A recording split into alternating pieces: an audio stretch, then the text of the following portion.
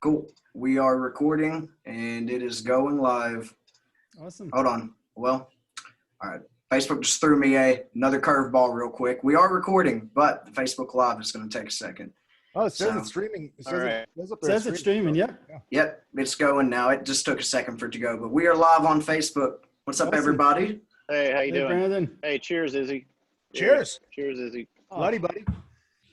I got an empty mug. Does that count? I got grape soda. I got the Psycho Circus empty mug. Oh, shit. Nice. Oh, wow.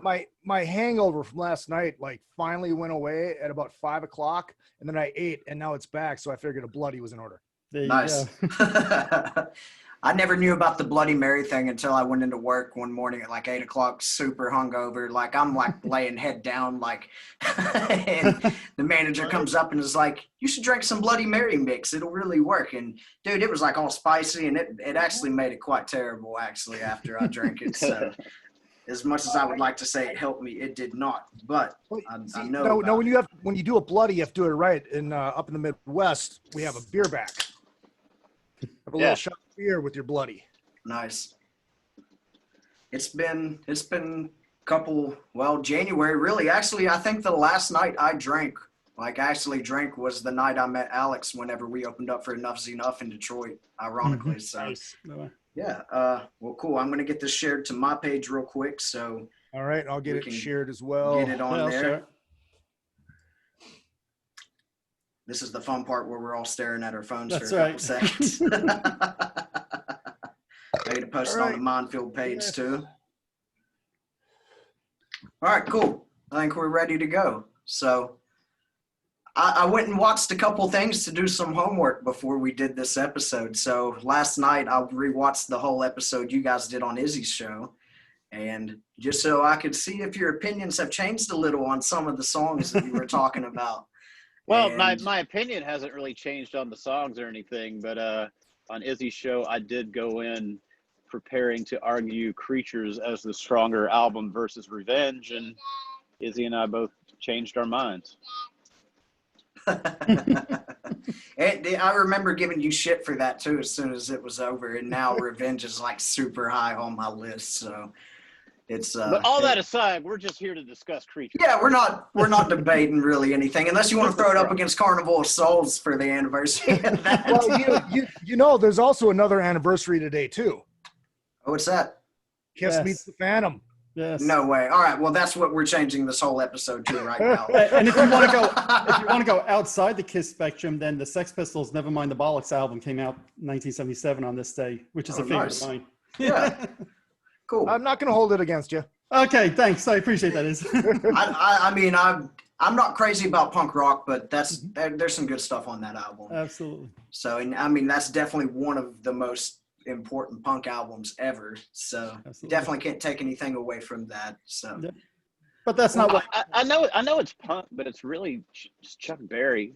I agree. A little more attitude. It's really just. I agree. 145 rock and roll. Yep. Yeah, I love that album. Oh, cool. So there's another one here. Cool. Thanks, Jack. Well, nice. Yeah, we're not here to debate Creatures against anything. We're just going to enjoy it on the 38th anniversary. So we'll just kind of go through it and, enjoy it as the huge Kiss fans we are. I do remember when I got the album, my mom brought it home because we didn't have a record store in Smyrna. The closest record store was in Murfreesboro, and that's where my mom worked. So she picked it up on her way home from work. And I remember doing my homework and listening to the new Kiss album, which was Creatures of the Night.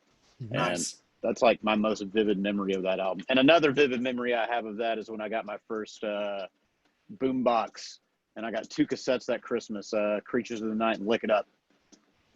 Nice. Very nice. Was your first copy of Creatures the non-makeup version like mine was? Oh, no, it was when it was brand new. Okay. Yeah. No, the Creatures tour was my first concert. My first Kiss concert, my first concert, period, was that tour. So it's always going to be a little special to me, even though Ace is not in the band. Yeah, that's right. You said your mom and dad took you and you guys were standing in the back with all the stoners. Oh, yeah, man. Second to the last row. And yeah, my parents had never been to a concert either, so they they're thinking they're going to get away from all the mayhem. But I remember sitting in my chair kind of like this.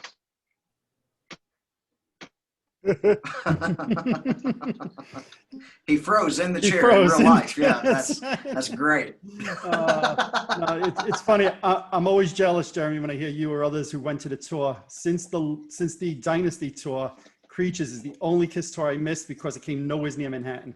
Wow. Yeah. Oh man. Oh, that's right. Yeah. And one very special thing about Nashville is they were about 700 people away from it being sold out. So it was almost 10,000 people. It was one of the shows on the tour that was very successful. And Absolutely. yeah, man, I just remember fucking people wrapped around that building. And, Mike, does that mean that you made the road trip to see the Unmasked show? No, so I knew as I was saying that I should have qualified U.S. tour. Absolutely not. You know, it's funny, really quick diversion.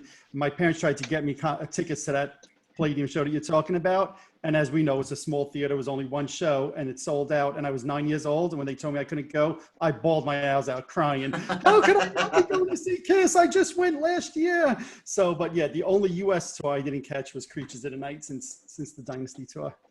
Man, I would have loved to see Vinny in makeup. That whole lineup with the makeup, the Ink Warrior is just so cool to me. That's something In retrospect, I'm glad I saw it because it really is like seeing Bigfoot. Like if you didn't see it right?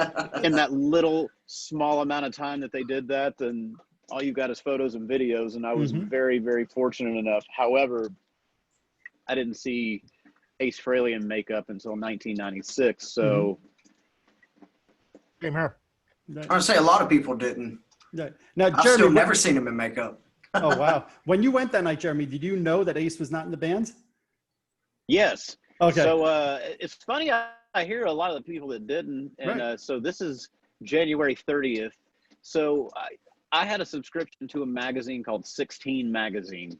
Oh, yeah. And they had already done a profile, and I knew that he was Vinny Wiz Vincent, and that he was actually Vincent Cusano before that, and they changed his they profiled all of that stuff. So yes, I did know that Ace was not going to be there. Very cool.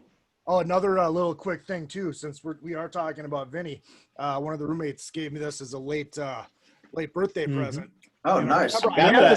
I remember that. Yep. Yep. I had it when I was a kid, but I fucking ripped it all up and put the picture. Oh, I got it full. It's posters are still in this motherfucker. Nice. Nice.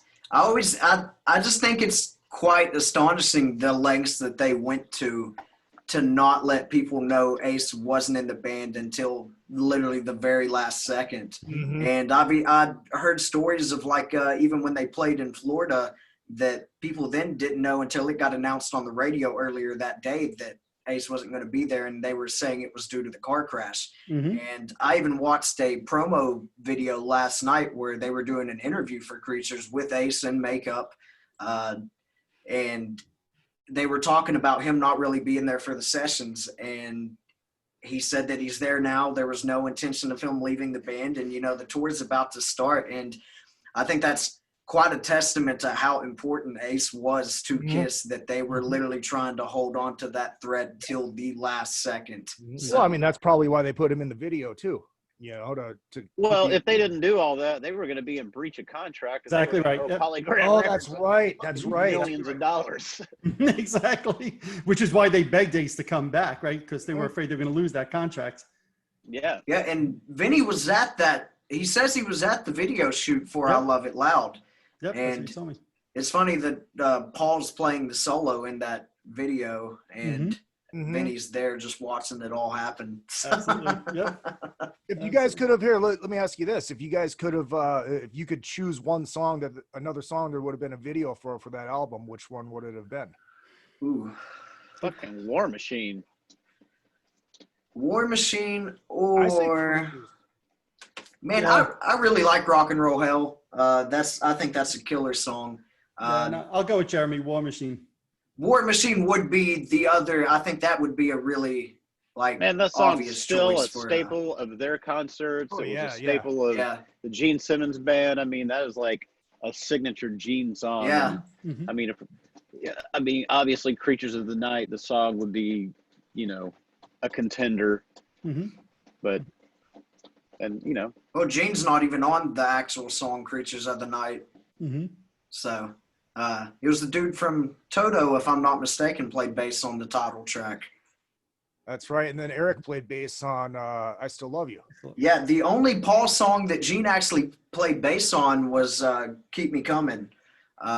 There was somebody else. It was a studio guy that did "Danger," I think. So, "Keep Me Coming" was the only Paul song that Gene played bass on this. Yep. It was just it's so weird because this album it kind of fits Gene's persona so well. So you think that he would have been really interested in actually, performing on it. Mm-hmm. Right, you would think.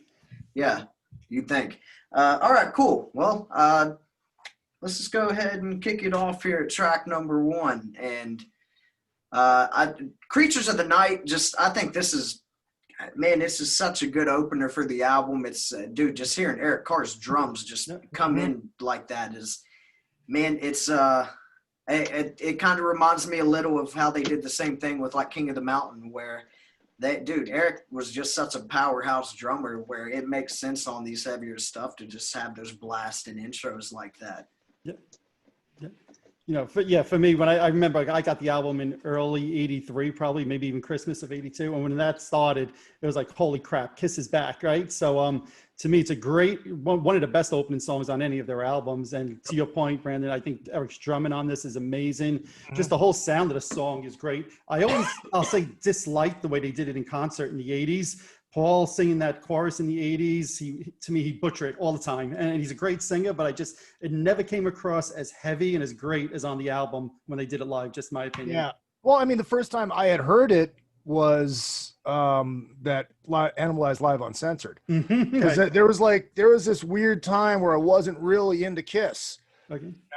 I floated into the Michael Jackson and, the kind of the pop stuff. And then I remember seeing I Love It Loud and getting all excited about it, but I never got the record.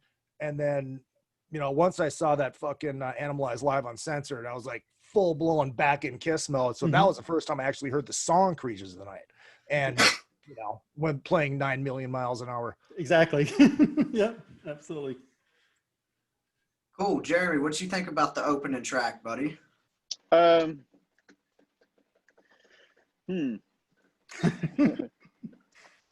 don't know. I'm trying to think of something to say. I don't really have anything to say. But I mean, it's great. Guy from Mr. on the lead. Yep. Which is Oh, wow. I didn't know that. Yeah, kind of Steve, wild. Steve Ferris, Steve right? Ferris. Yep. Yeah, Steve and Ferris. Adam Mitchell played that little ending lick at the end. And the thing I love the riff, and I love that the breakdown, dun, dun, Mm-hmm. dun, dun, dun, dun, dun, Yep. or however the fuck it goes. But yeah, it's just such a cool. I love the song. We talked about that the other night, how Kiss is always really good at finding those just short parts in the song that just differentiate from all the other parts, but it just seems to fit in flawlessly every time. And that's another one of those great little breakdowns that they have. Agreed. Yeah. And I also do love the version on Alive 3 with Yes. Oh yeah, of course. Bruce is a great player. So Yeah. I mean, I don't know how you guys feel about the guitarist in Kiss, like how you each personally rank them and everything. So for me, Ace Frehley is my favorite guitarist that was in Kiss. But if we're being realistic about like technical playing and knowing their instrument and everything, I think Bruce was the best guitarist that was in Kiss. Yeah, because I think Bruce is the best chameleon. He could play anything, and he could, but still have his own little taste on it, and you can tell it's Bruce, but he could play anything and try to keep it somewhat, to what, somewhat true to what it was. Yeah, and I really liked seeing Ace come out in that interview the other day and really give some nice respect to Bruce talking about that, where he's like, he plays my solos enough to where they're like mine, but he's still playing like himself on them. Yep. And I think that's and obviously Ace has talked about that being his hang up with Tommy, where he's just literally imitating his solos note for note, which we all know that's probably not Tommy's call on that. So that's all beside the point. But it was really nice to see Ace give Bruce those just hearing him say some nice things about him. And going back to the intro and the drums, I think everyone will agree that Eric and the drum sound are the MVP of the album. I mean, of course. it's the first Kiss album. Uh-oh. Kiss where head spotlight was shined on the drums. Mhm. Check out our drummer, you know. Well, Yeah. I think a lot of that had to do with they were really trying to save themselves from the Elder. So Right. that Man, was whoever decided to run the drums through speakers into a tiled room and then mic that out to give it that sound, man, that was a stroke of genius for that album. well, it was all Michael James Michael Jackson. James. He was the Yeah. one that was doing all that. I actually listened to that Three Sides interview with him last night that he did, which it was cool. But I'm sure you guys have probably heard that. It was I wish that we could have got more information out of him than we did, but it was still interesting to listen to and hear him talk about that for what he did. So maybe Well, let's give him a call right now. That's right. Get see him what on the he's phone, up to. Brady. Yeah, Jeremy, get his number real quick. But Brandon, to that point, to me, Kiss fans talk about obviously Eddie Kramer, Bob Ezrin as the producers of Kiss, but Michael James Jackson to me might have two of the best produced Kiss albums in the catalog between Creatures of the Night and Lick It Up. To me, both of them sound amazing to me. And both of those albums rank really high on my catalog. And I thought that was interesting where he talked about they had planned on using him for Animalize. And I think that he maybe even started the production on it and then had to leave once they were mixing and mastering it. But I think that would have changed that album a lot had he been a part of it. And that's not taking anything away from that. I know Jeremy doesn't really. That's not one of his favorite Kiss albums. Well, look, man, and it's like this, like in the grand arc of Kiss and their story, that's the part where Gene checked out and went Hollywood. So, man, even though he's on that album, he's not really on that album. That's like a Paul Stanley solo album with guest appearance by Gene Simmons. Yeah, and I actually really like "Lonely as the Hunter." I mean, like, it doesn't mean that there's not good moments, but like as an album. I can't stand Lonely as the Hunter. Oh man, really? Let's throw Animalize up against 10 other Kiss albums. Right. Well, I mean, no, it's not going to beat out most of them, but can things about it be appreciated? Absolutely. So that's the way I feel about it. I mean, it was 80s Kiss. And, man, you really can't nitpick Gene coming in and out because, I mean, that goes as far back as the second album. Well, I mean, that's the history. That's just the way it went down. But, there were times when Gene was bringing his A game, and that was not really one of them. And, I lived through all that. I bought every Kiss album when it came out, even when I didn't care about it and I didn't like it very much. I never bailed. I personally think Gene's work in the 80s is vastly underrated. I think there's a lot of great songs that people just skip over because they go, because every fucking single was Paul. It was all it was always about Paul. But if you go back and you listen to those songs in the 80s, there's some good shit in there. The whole second half of Lick It Up is basically Gene. So that's another reason that's a great album for me. Right. And there's just some good shit on it. And Michael James Jackson I think deserves a lot more credit than what he gets for those albums that he worked on with Kiss. Agreed. Yeah. Well, cool. Alex Kane actually just texted me like 2-3 minutes ago. He said, I thought this was tomorrow. Hey, that's okay. I did the same thing to Izzy last week. Yep. We always do your show on Tuesdays, so I put it. Yeah, but it was Tuesday. it was my birthday, so I wanted to do it on my birthday. Oh, that's right. You had your birthday last week. Happy late birthday, Izzy. Yeah, I'll do a shot of grape soda for you. I am not going to do a shot of Jack. But I just may, because it's here. There's a shot. Peer pressure. Come on. The world's your stage, Izzy Presley. I have discovered this tasty, quote unquote whiskey. Screwball. It is peanut butter and jelly, or just I've actually had that. They carry it at a couple places here in Lexington. delicious. It sounds like it would be terrible, but It's delicious. yeah, I was very surprised when I tried that. The hangover sucks. And Well, that's- anything with that much sugar that's in for it is. that's for kids, man. You're gonna hurt your. As Jeremy freezes in time. That's right. You're just jealous because you got the diabetes and you can't have it. I love you. I'm just busting balls. And diabetes has nothing to do with the hangover that ensues. I know. I'm just busting your balls. But cheers. Cheers. Happy birthday. Thank you. Drinking my wine for What kind of wine is that? Cabernet. Nice. Well, hell yeah.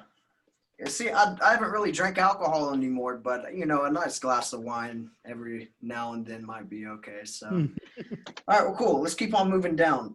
In this next song, I've heard a lot of mixed opinions about this one, but this is one of my favorite ones on the album, Saint and Sinner, and it's the first one we get to hear Vinny on. So Awesome tune. And man, that fucking drum groove, Yes. that's a really good Mhm. drum groove. Mhm. yeah. And didn't you say that you guys tried working this up at rehearsal one time? No, we put this on the list. Rock and Roll Hell. Oh, yeah. That's what it was. We did. I don't know. It just it was a little bit slow and dragged a little bit. Wasn't very exciting. You got to get Ace added into his set list. That's interesting. Yeah. I love it when people say we need to get Ace to add anything to his set list. Yeah, I know. I do. Like I've got any control over that. Right. I just love the fact that when you guys do add a song, it's usually a song that we do. So now I have to change my set list up so it's not the same as Ace's actual set list. Nice. Saint and Sinner, though, that's like you said, it's got a good groove on it. So, and like I said, it's the first one you get to hear Vinny on. And man, I'm a big fan of Vinny's songwriting. So that's something that these few albums mixed with his writing and Michael James Jackson producing these things, I think it made for a good team. Now, I did find the comment really funny at the end of the interview that he was doing with Three Sides, where Mark asked him, was like, did Vinnie Vincent save Kiss? And Michael James Jackson was just like, really? That's great. That's great. Which is, it's hilarious, but you can't take away from those songs that Vinny was bringing to those guys. Right. And I think you take Vinny out of the situation with Lick It Up, I think that throws the whole rest of Kiss's decade on a completely different Agreed. trajectory. Agreed. 100% agree. You know, one of the things I think of with this song, I was a teenager all through the 80s, and I was a huge Eric Carr fan. And Eric always used to say this was his favorite song he ever played drums on for Kiss, right? So, Nice. To your point, Jeremy, I love that. Like, it's almost like a little bit of like a shuffle drum beat that It he's is. Like, playing. Yeah, exactly. It's so freaking cool. I love it. Exactly. So freaking cool. I love the drums in this one. And the melody is, pretty melodic for a Gene song. Agreed. Oh yeah, the verse is great. I love the kind of rust fluctuation at the end of it. Well, I'm not gonna fall off. That part is just fucking great. Yeah. And Gene, for as much as everybody thinks of like God of Thunder and those kind of vocals, Gene's actually an amazing singer. Yes. And I wish he was thrown more into the equation because everybody talks about Paul, and Paul is one of the best rock singers ever. Nobody's taken that away, but I think Gene Simmons should be a little higher on that list, even with his bass playing. I think that is the songs that he's actually on.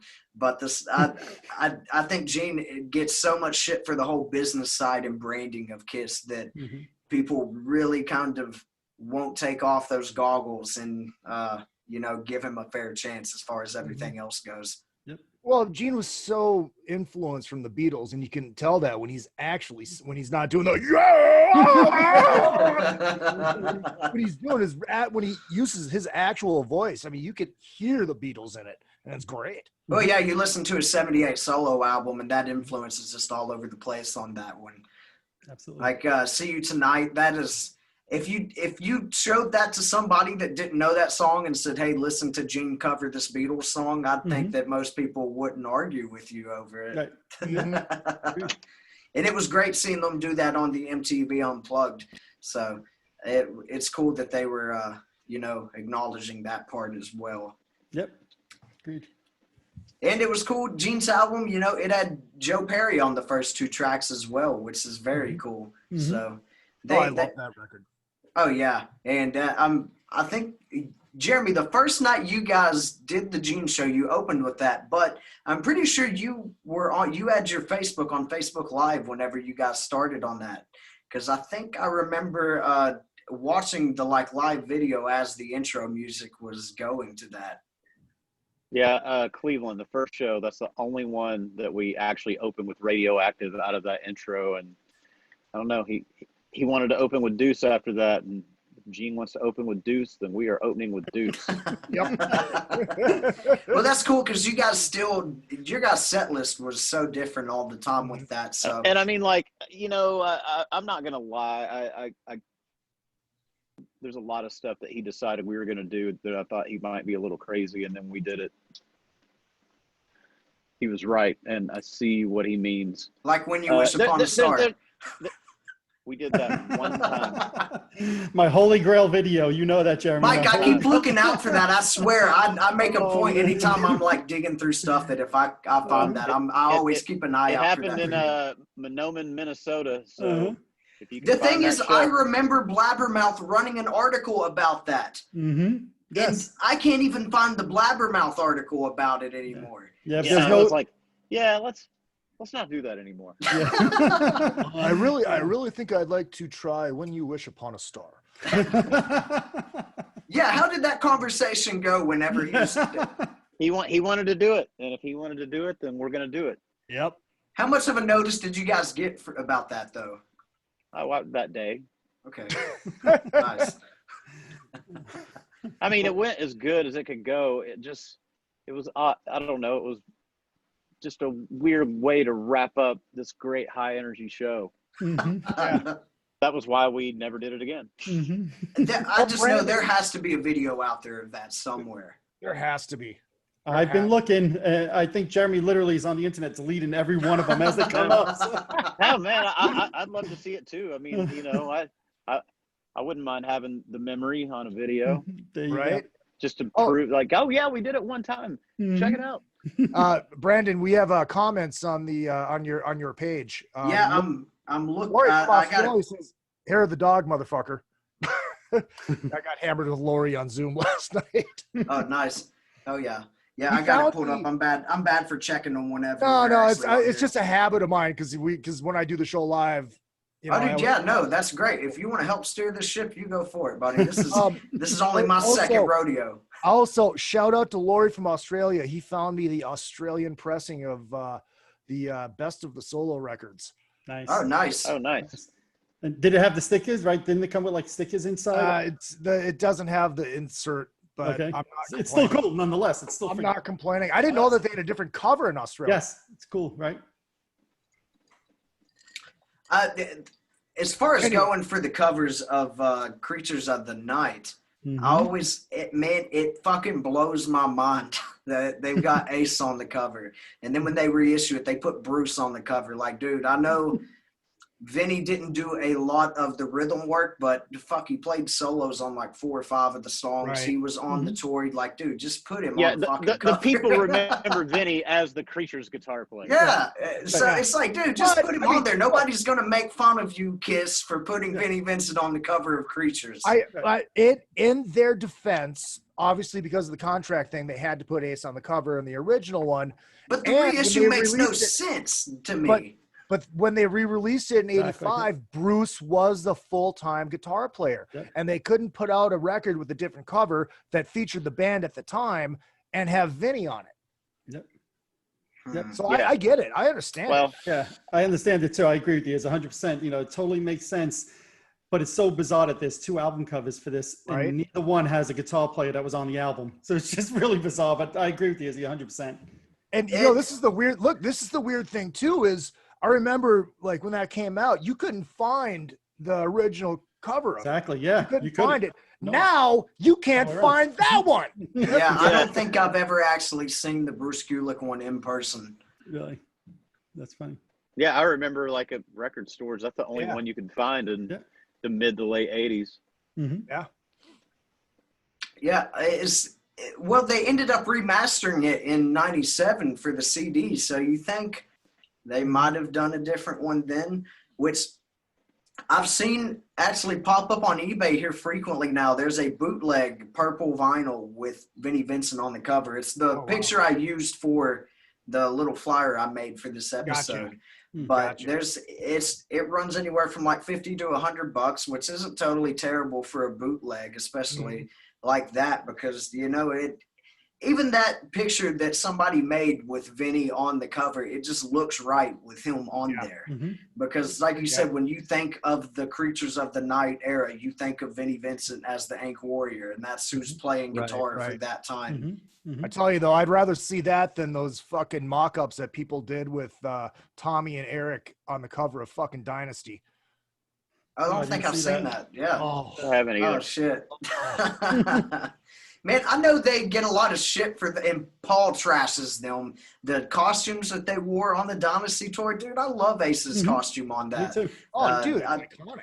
Yeah, all those costumes were cool to me. Did you see did you see what somebody had just posted that there was a story about it? At the time, those things cost like $75,000, which in today's terms is about $220,000. Wow. Jesus, what were they made with, like real diamonds and shit? Oh man, G must have handmade them himself. That's why he was charging so much for them. Yeah. But I love those costumes. And going back to Vinny as the Ink Warrior, I think that's a great fucking, makeup. And it was kind of cool seeing how he at these events he's been doing where I don't think he does the actual ink. He does a cross now. So I guess because he doesn't own the rights to the makeup, which is whatever you want to call it. But the last two private events, he actually did use the Ankh.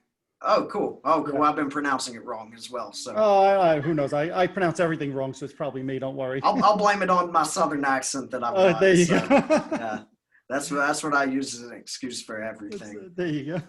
Yeah. Good thing I don't drink anymore because it just used to get heavier and heavier as I kept drinking. So. Yeah, that's when my Minnesota accent comes out while I get hammered. South Canada. Yeah. Cool. And, really quick before we move on, about the non-makeup version of Creatures, the track listing was switched around a little bit. Yeah, they moved Center to last, right? Yeah. Which is weird because, man, I know you get used to hearing things a certain way, but Satan Center, just to me, that is not a closing track. That's definitely not a closing track. No, it was actually flip-flopped with Killer. They flip-flopped Killer and Satan. Oh, yeah. Oh, so War Machine was still last. War Machine was still last, yeah, but Killer was the second song, which made no sense to me. That's not a second song, so I had a bigger problem with that than the album cover changing. And I don't really know anything about that version other than the album cover is different. Like I never bought it because I already had Creatures. I think there was a remix on it too. Three songs were remixed on the re-release. Which three? Now you're testing 20, 30 years. I think it's Creatures, War Machine, and I Love It Loud, I think. Okay, so all the singles. Okay. Yeah, I was gonna say singles, but then I knew that was wrong. Fact check me though, I could be wrong, but I'm pretty sure. It says on Wikipedia, and we know how Wikipedia is always right. It says the song Creatures was remixed and the Satan Sinner and Killer were interchanged. The bootleg Vinny cover has not been released on CD, but an extra rare Vincent cover has been called Hiding from Tomorrow. Okay. We know that. Cool. And going back to that interview that Michael James Jackson did on Three Sides, which we don't know how plausible any of the stuff might actually be. That was a long time ago, and he even admits that he doesn't necessarily remember everything perfectly a lot throughout the interview. But he says that there's definitely material from Creatures in the Lick It Up era that were not used on the album. It's true. So it's 100% true. And he says that there's a pretty good chance that there's a version of what's the Vinnie Vincent Invasion song? Back on the Streets? Yeah, with Paul on vocals. So I would fucking love to hear that now. If it actually exists, who the fuck knows? Gene probably doesn't even know if that shit exists. So. I Well, don't know we're anybody not- who has it. Look, Sorry. we're not going to get a new record out of them. This would be the fucking time to do something like that, you know? Yeah, I really wish they'd kind of dig around in the vault, ironically, you know, and find some of that stuff. Mhm. But, you know, it's just a very interesting time in Kiss, because this period, for sure, that with them kind of talking about Ace still being in the band and all that, you really kind of had a mixed identity if you were what you're being fed to by the band and then actually going to the concerts and everything like that. Mhm. So it's just a very interesting time to me. And do you think that the tour might have gone better had they been a little more upfront about everything that was going on? No, No. I don't think so. Like if they would have actually given the public a chance to accept Vinny when this album came out? No, I think the downfall of Unmasked and the Elder hurt them so bad that no matter what they did, sans taking the makeup off, didn't matter. See, I think that what you're saying there, I agree with that, but I think it started earlier than that. I think when they became the Kitty Band, I think it goes back to Dynasty and the Kitty Band. Oh yeah, And then, yeah. you know, like so they'd already been abandoned by the 70s teenagers who were getting into Van Halen and shit. And then when these kids grew up a little bit, you know, they were getting into Motley Crue and Rat and so, you know, at that point they were 10 years old, and back in 1982, a band that's 10 years old is a fucking dinosaur. Yeah. and they're still wearing makeup and coming up with new characters and shit. And you know, like being able to look at that in hindsight, you know, it all makes sense, and you can see how and why all of that happened. And I mean, Paul and Gene will be the first to tell you all of that, you know. Yeah. Do you think? Well, look, let me ask you this. Nothing was going to save Kiss. They were at 10 years.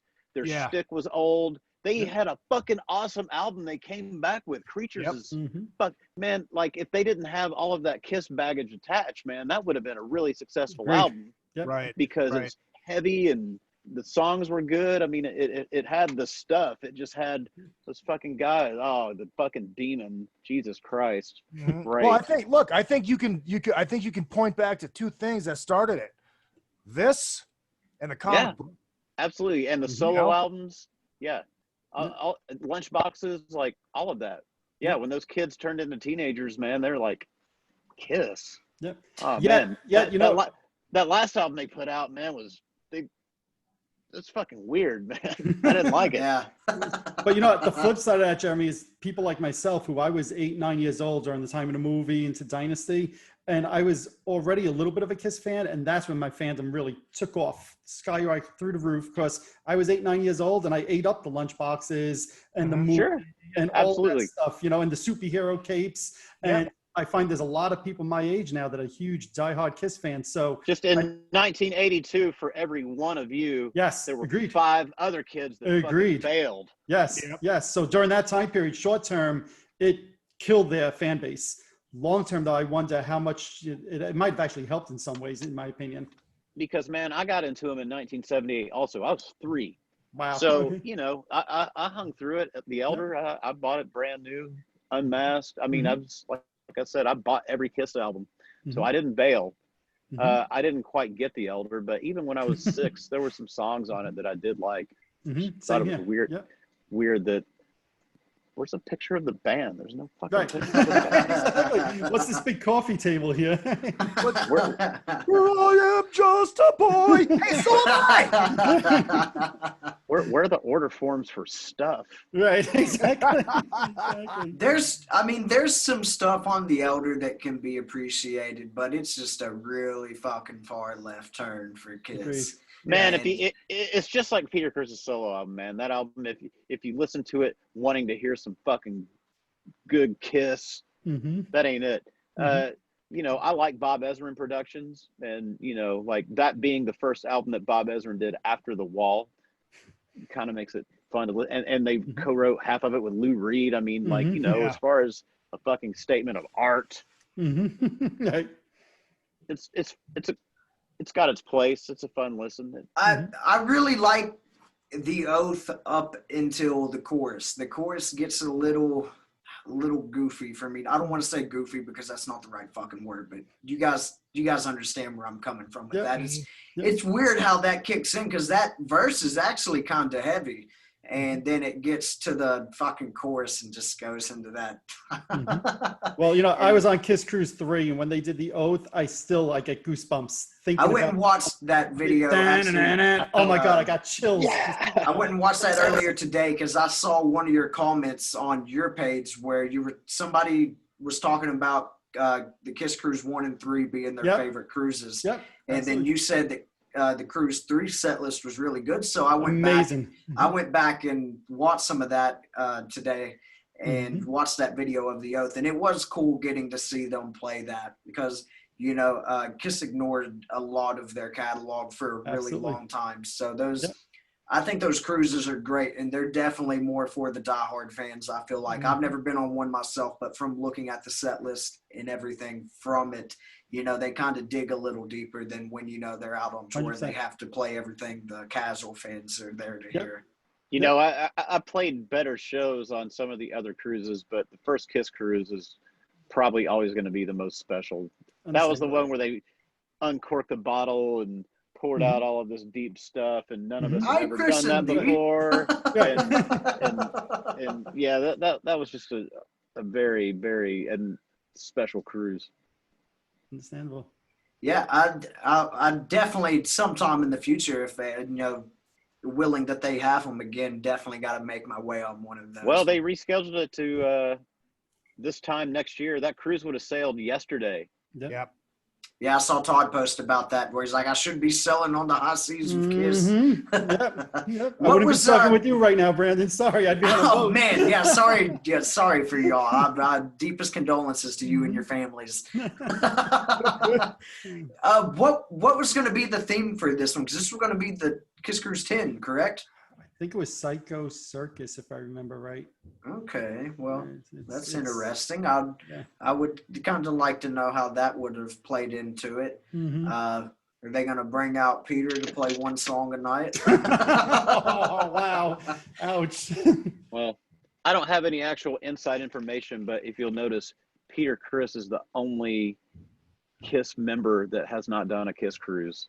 Well, he's retired now, and I mean, he's never been shy about saying that he's not really friends with those guys either. So, I mean, it's kind of understandable. Which I thought it was cool that Ace did come out here recently and say that he did reach out to Peter to play on Origins too, but he had messed up his shoulder and couldn't play drums. And when I read that, I'm like, dude, get him to sing something. Like that would have been that. I would want to hear Peter singing something as well if he's on Origins. Because I mean, there's tons of Kiss stuff we can go back and listen to with him just playing drums, and that's, I feel like, a guest appearance from Peter. I feel like the fans would really prefer him to be singing as well. Because dude, I'd love Peter's voice. Honestly, I'd probably rather hear him sing than play drums. I mean, have the fucking I'm not like punching him or anything, but I mean, come on, he's fucking 70. He's going to be 75 in December. Yeah, because he was the oldest one out of them. Yeah. I mean, it would be cool to hear Ace re-record Strange Ways and have fucking Peter sing it. That'd be cool. Maybe, yeah. I would really like to do something new. Like, you're retarded? I mean, what? Dude, the first Strange Ways is just, I don't know how you can capitalize on that. I think that realistically, I would prefer having a brand new song with them, which I know the whole new Origins thing is, it's covers, but now say brand new is something we haven't heard them do before. So of course, a new Strange Ways would be fucking awesome, but it's not going to be better than the original. And I mean, and Jeremy sings Strange Ways. I say, yeah, that's your song in the set. That's what the look was for. That's what the look was for. Yeah, Jeremy would have to sing it if they recut it. That would be the move. No, honestly, I can't sing that song anywhere near as good as Peter Criss. No, but it's Peter Criss singing Strange Ways. That, for a lot of the diehards, that's the Peter Criss song to them. So, I mean. No, if they were going to do something, I wouldn't mind them doing like a cover, like, a song they haven't done, because there's already a Strange Ways with Peter Criss singing it. Yeah. So, they should do Little Caesar with Peter Criss singing. Now, Well, see that's an interesting idea. What an awesome slant. well, I go to Origins Volume 1. Ace did a song off fucking Creatures of the Night. So, I mean, I don't think it would be too much of a big difference for Peter to do one of the non-makeup songs, or, well, Rock and Roll Hell was a makeup song, but a song that was recorded when they weren't in the band. Well, hey, look, they did it to him with Beth. That's what I'm thinking. Yeah, that's. I don't know if Eric Carr ever came out and said how he felt about. He hated doing it. He was did very he? awkward. Okay. Yeah. Yeah, that's to me, it's so weird that they would have him do that, considering how much Gene talks shit about that song, that they would Politics. Go out. Do you think they were doing it really to just like say Politics. middle finger to? Yep. Well, I mean, plus it was a greatest hits record, and you can't have a Kiss greatest hits record without the biggest hit. Man, that album just sounds fucking weird to me. There's something about the Oh, production on that. I hate that album. I can't listen to it. Mhm. I know you don't like the originals that are on that. I actually like X and Sex. X and Sex rules. Yeah, I think it's a good song. Izzy, it doesn't rule. I agree. I can listen to it and like it from a nostalgic point of view, because like, I remember when there's a new song and shit.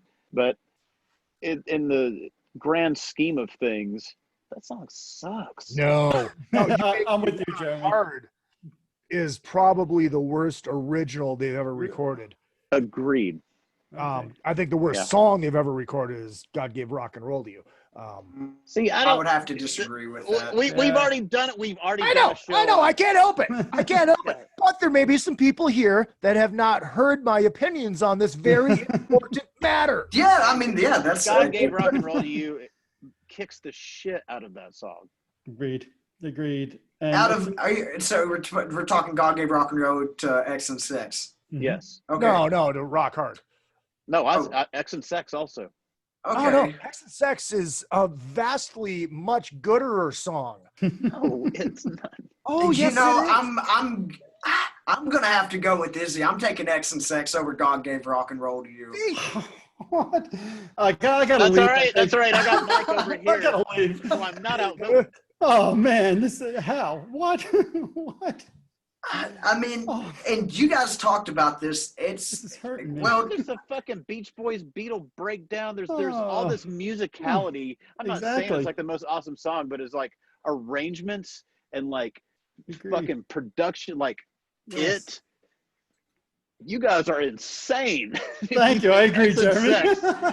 Okay, take away production and all that shit. Just song in its basic form. And Jeremy, they're both terrible. Dude, you were always the one that says you cannot nitpick like Kiss lyrics for being cheesy or anything like that. And I don't think you can get much more cheesier than "Let's put the X in sex." That's you're absolutely well. Yeah, you're right. So and look, I'm not saying that God Gave Rock and Roll isn't cheesy. Like yeah, you can't nitpick.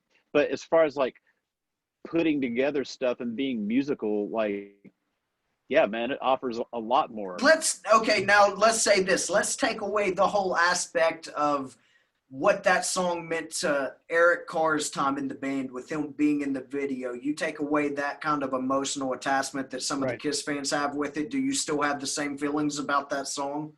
Yes, because I was fucking 13. I was 13 when X and Sex came out, and I loved Kiss. And I thought, this song's not very good. Mm-hmm. And then I was 16 when God Gave Rock and Roll to You 2 came out and heard all that shit. I'm like, God damn, this is fucking awesome. Agreed. So that's before I knew music very well and knew production very well. So I was able to listen to it through ears that weren't, like experienced or anything like that. So I've got it from that angle. And then from this angle, like putting together God Gave Rock and Roll to You 2 is a lot more involved than. And is it you said that that's at the bottom of your Kiss catalog, that song? What? X and God Sex? Gave Rock and Roll to You? Yeah. Yeah, terrible. Do you think that song's really worse than Finally Found My Way Back to You off Psycho Circus? Yes. Oh my God, no, I cannot agree with you there. Worse than Boomerang? Yes. Yes, it So should. I don't Look, get hold it, on, Izzy. just hold on, just give me I don't get your hate. I don't just get give it. me 1 second. If it would have stayed on the Bill and Ted soundtrack where it belonged, it would have been fine. Okay, so that's a lot of your resentment for it is just because it was on the middle of Revenge. In the middle, it did not belong on that record, and that's what ruined Revenge for me. Man, I can agree with you that I like X and Sex more than I do like God Gave Rock and Roll to You, but it's not near the bottom of my catalog. And I think I said it last time that if I had to choose my least favorite Kiss song, it's that Peter Criss song off Psycho Circus. And not taking anything away from the performance because he still sings it well. It's just the song does absolutely nothing for me. Jeremy, I don't know what we're going to do with these two, but since we're supposed to be talking about Creatures, let me bring up one other thing about Smashes, right? So let me bring up one other thing about Smashes since we're supposed to be talking about Creatures. The mix of I Love It Loud on Smashes sucks. Oh my God. That's part of the reason that fucking ruins that album for me. Oh, it's horrible. Those can't even be real fucking drums on that. It's horrible. Yeah, it sounds like those fucking 80s keyboard where you're like fucking pressing the button on it. Like Absolutely. So that brings us to the third song. Look, I tried to get us back on Creatures. Right. And ironically, if this song would have been Keep Me Coming. Keep Me Coming. Oh, Keep Me would have Coming. been All actually better. Yeah, Keep Me Coming. The love it, only man. song that Paul sang that Gene played bass on this album. This is some good not Led Zeppelin. Mhm. I always love this one. Mhm. Paul sings great on this. Yep. And I agree. I love this one. This was actually a very late addition to the album. As recently as like June, July of 1982, they hadn't recorded this yet. And it was literally like a last minute. And I know when I spoke with Vinny told me that this was the song that actually got him into Kiss because they had done all the recordings. He had left and then they did this song and they needed a guitar solo on it. And they called Vinny and they said, hey, come back. We need a solo. And when he came back, he didn't leave for a couple of years, which I think is kind of cool. But Yeah, cool. And it was in the set list for the first few weeks too. Yep. For I think 2 or 3 shows. Yep. They had dropped it by the time they got to Nashville because I don't remember them doing this. Yeah, this is one of the 2 songs on the album that I do not like. It just does absolutely nothing for me. It's just, to me, it sounds like just a throw in.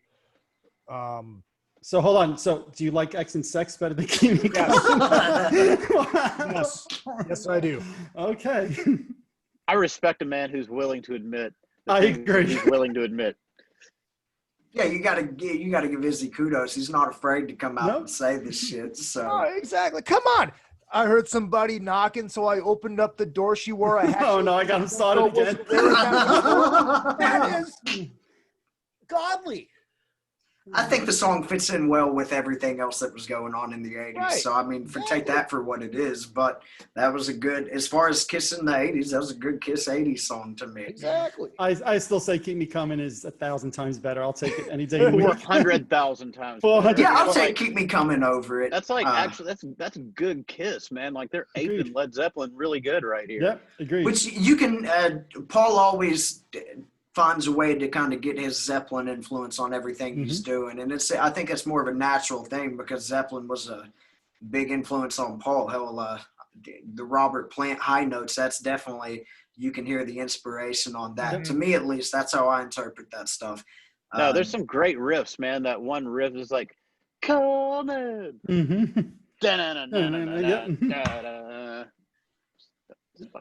Good stuff. Guitar, Good stuff. Agreed. All right, on to the one that Ace covered on Origins Volume 1, which, like I said, I think it's so cool that he went back and did a song from Kiss that was not from his time in Kiss. I think this is one of my favorite songs on the album, hands down. So we all know this is a BTO song, right? Yep. Yeah, Bryan Adams actually helped write it as well. Have you guys heard the BTO version? Yes. Yep. I have not.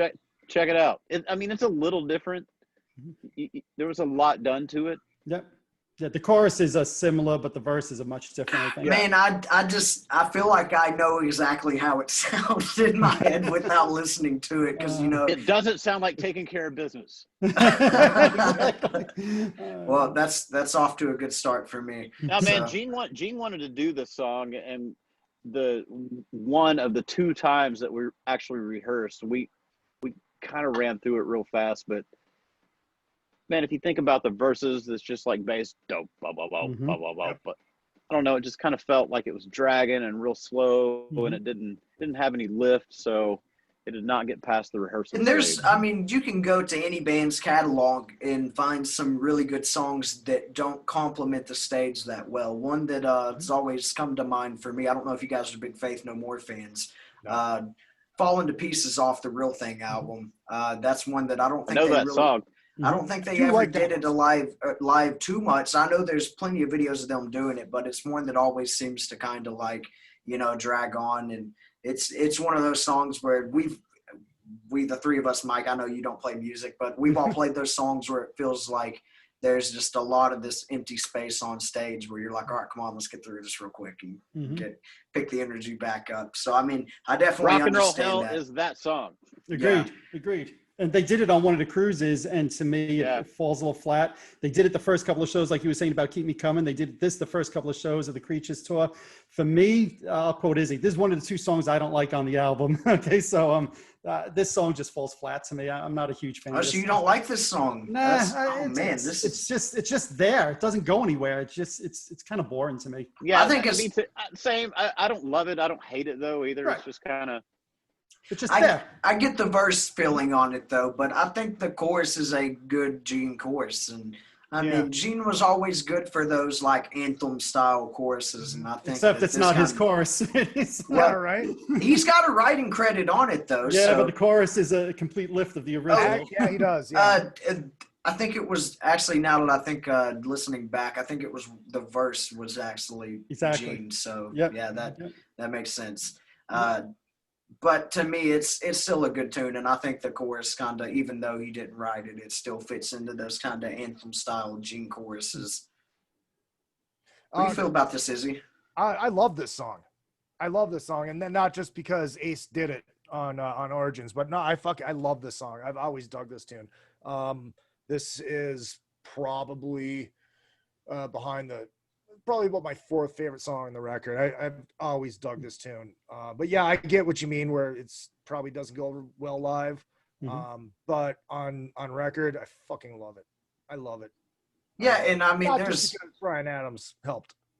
Yeah, there's always those songs that are more fun to listen to play. One that comes to mind that playing in cover bands you always end up doing is "Long Cool Woman" by the Hollies. That's I fucking love listening to that, but it's just that real simple fucking chugging along for like 6 fucking minutes. Just so there's always those songs that aren't as good for the stage as they are for the album, but that doesn't necessarily take anything away from the songs. Right. Cool. Last song on side one, "Danger."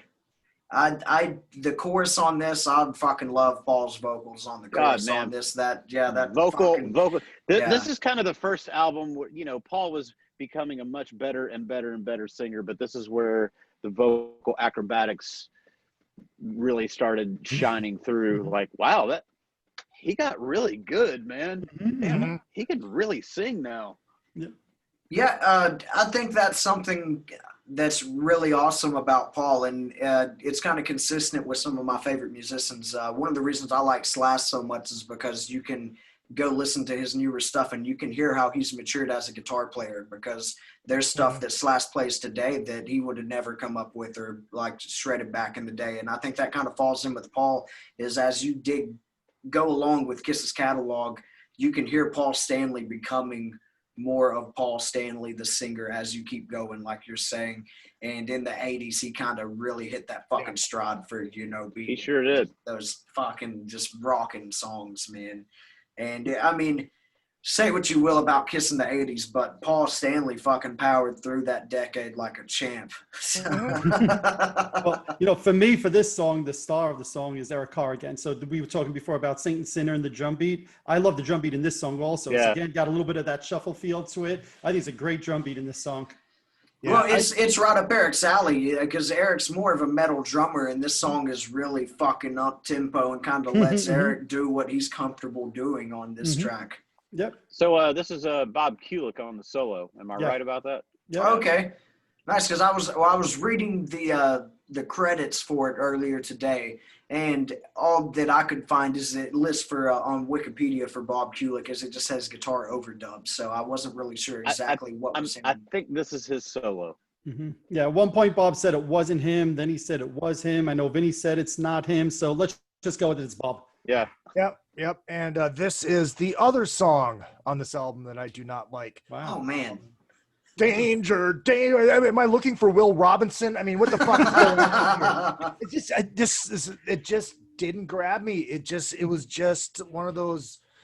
It sounded like it could have been on Paul's 78 solo record type thing. It's just blah to me. I love Paul's solo album. But you say that like that's a bad thing. Yeah, I love Paul's solo album. I think it's overrated. I mean, it's still good. Wow. I think It's I think it's the most, it's really I think it's close. the most overrated of the four. Overrated. Well, I mean, I don't really think that Gene and Peters ever get considered like high tier, you know. So I don't know if But they should. I mean, yeah, for any diehard Kiss fan, I don't yeah. think Gene or Peter's album is as bad as everybody says they are. No, of course not. I actually really like Peter's album, and Oh, I do too. Peter's album actually has its place. If you does. you just can't be expecting to hear fucking Black Diamond and Strange Ways on every track. It's kind of like what you need to listen to the Elder, man. You just gotta approach it with different ears, and you know it's got its place. If you want to hear a cool Kiss rock and roll album, it's not the one. But Well, I think that everybody kind of forgets that Peter didn't write those really heavy songs that he sang in Kiss, like Strange Ways and Black Diamond. So, of course, that there's not really going to be much transition of that over to his solo album. Well, I think his solo record, it's a great 70s pop rock record. Yeah. And that's what you have to expect out of it. Oh, John Hamilton says on Twitter, Sesame Street doing Star Wars would have totally worked. Nice show. Okay, I don't know why he's coming. What? wow, random. Yeah, really. Izzy, have you been sharing that peanut butter shit with your fans? Oh, that's great. I have weird fans. What can I say? Hey, I'm one of them, so I mean, I get it.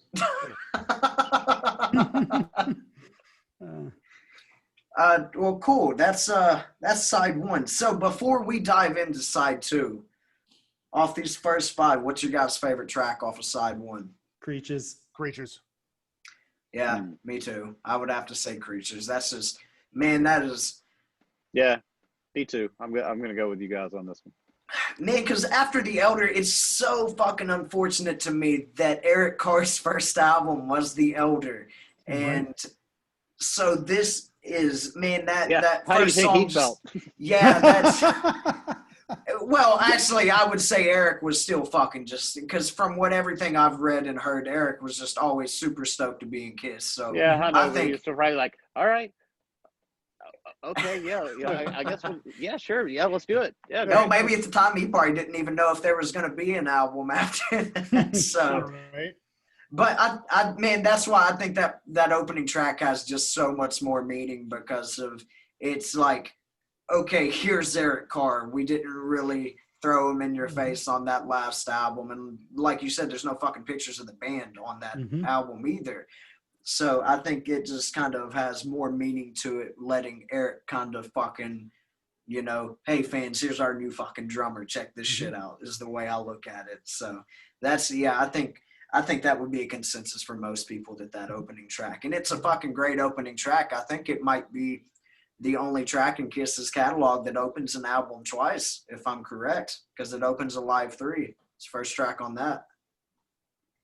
I can't think of anything else. Strata is Detroit. on double platinum and Detroit Rock City on Destroyer and Alive 2. Yep.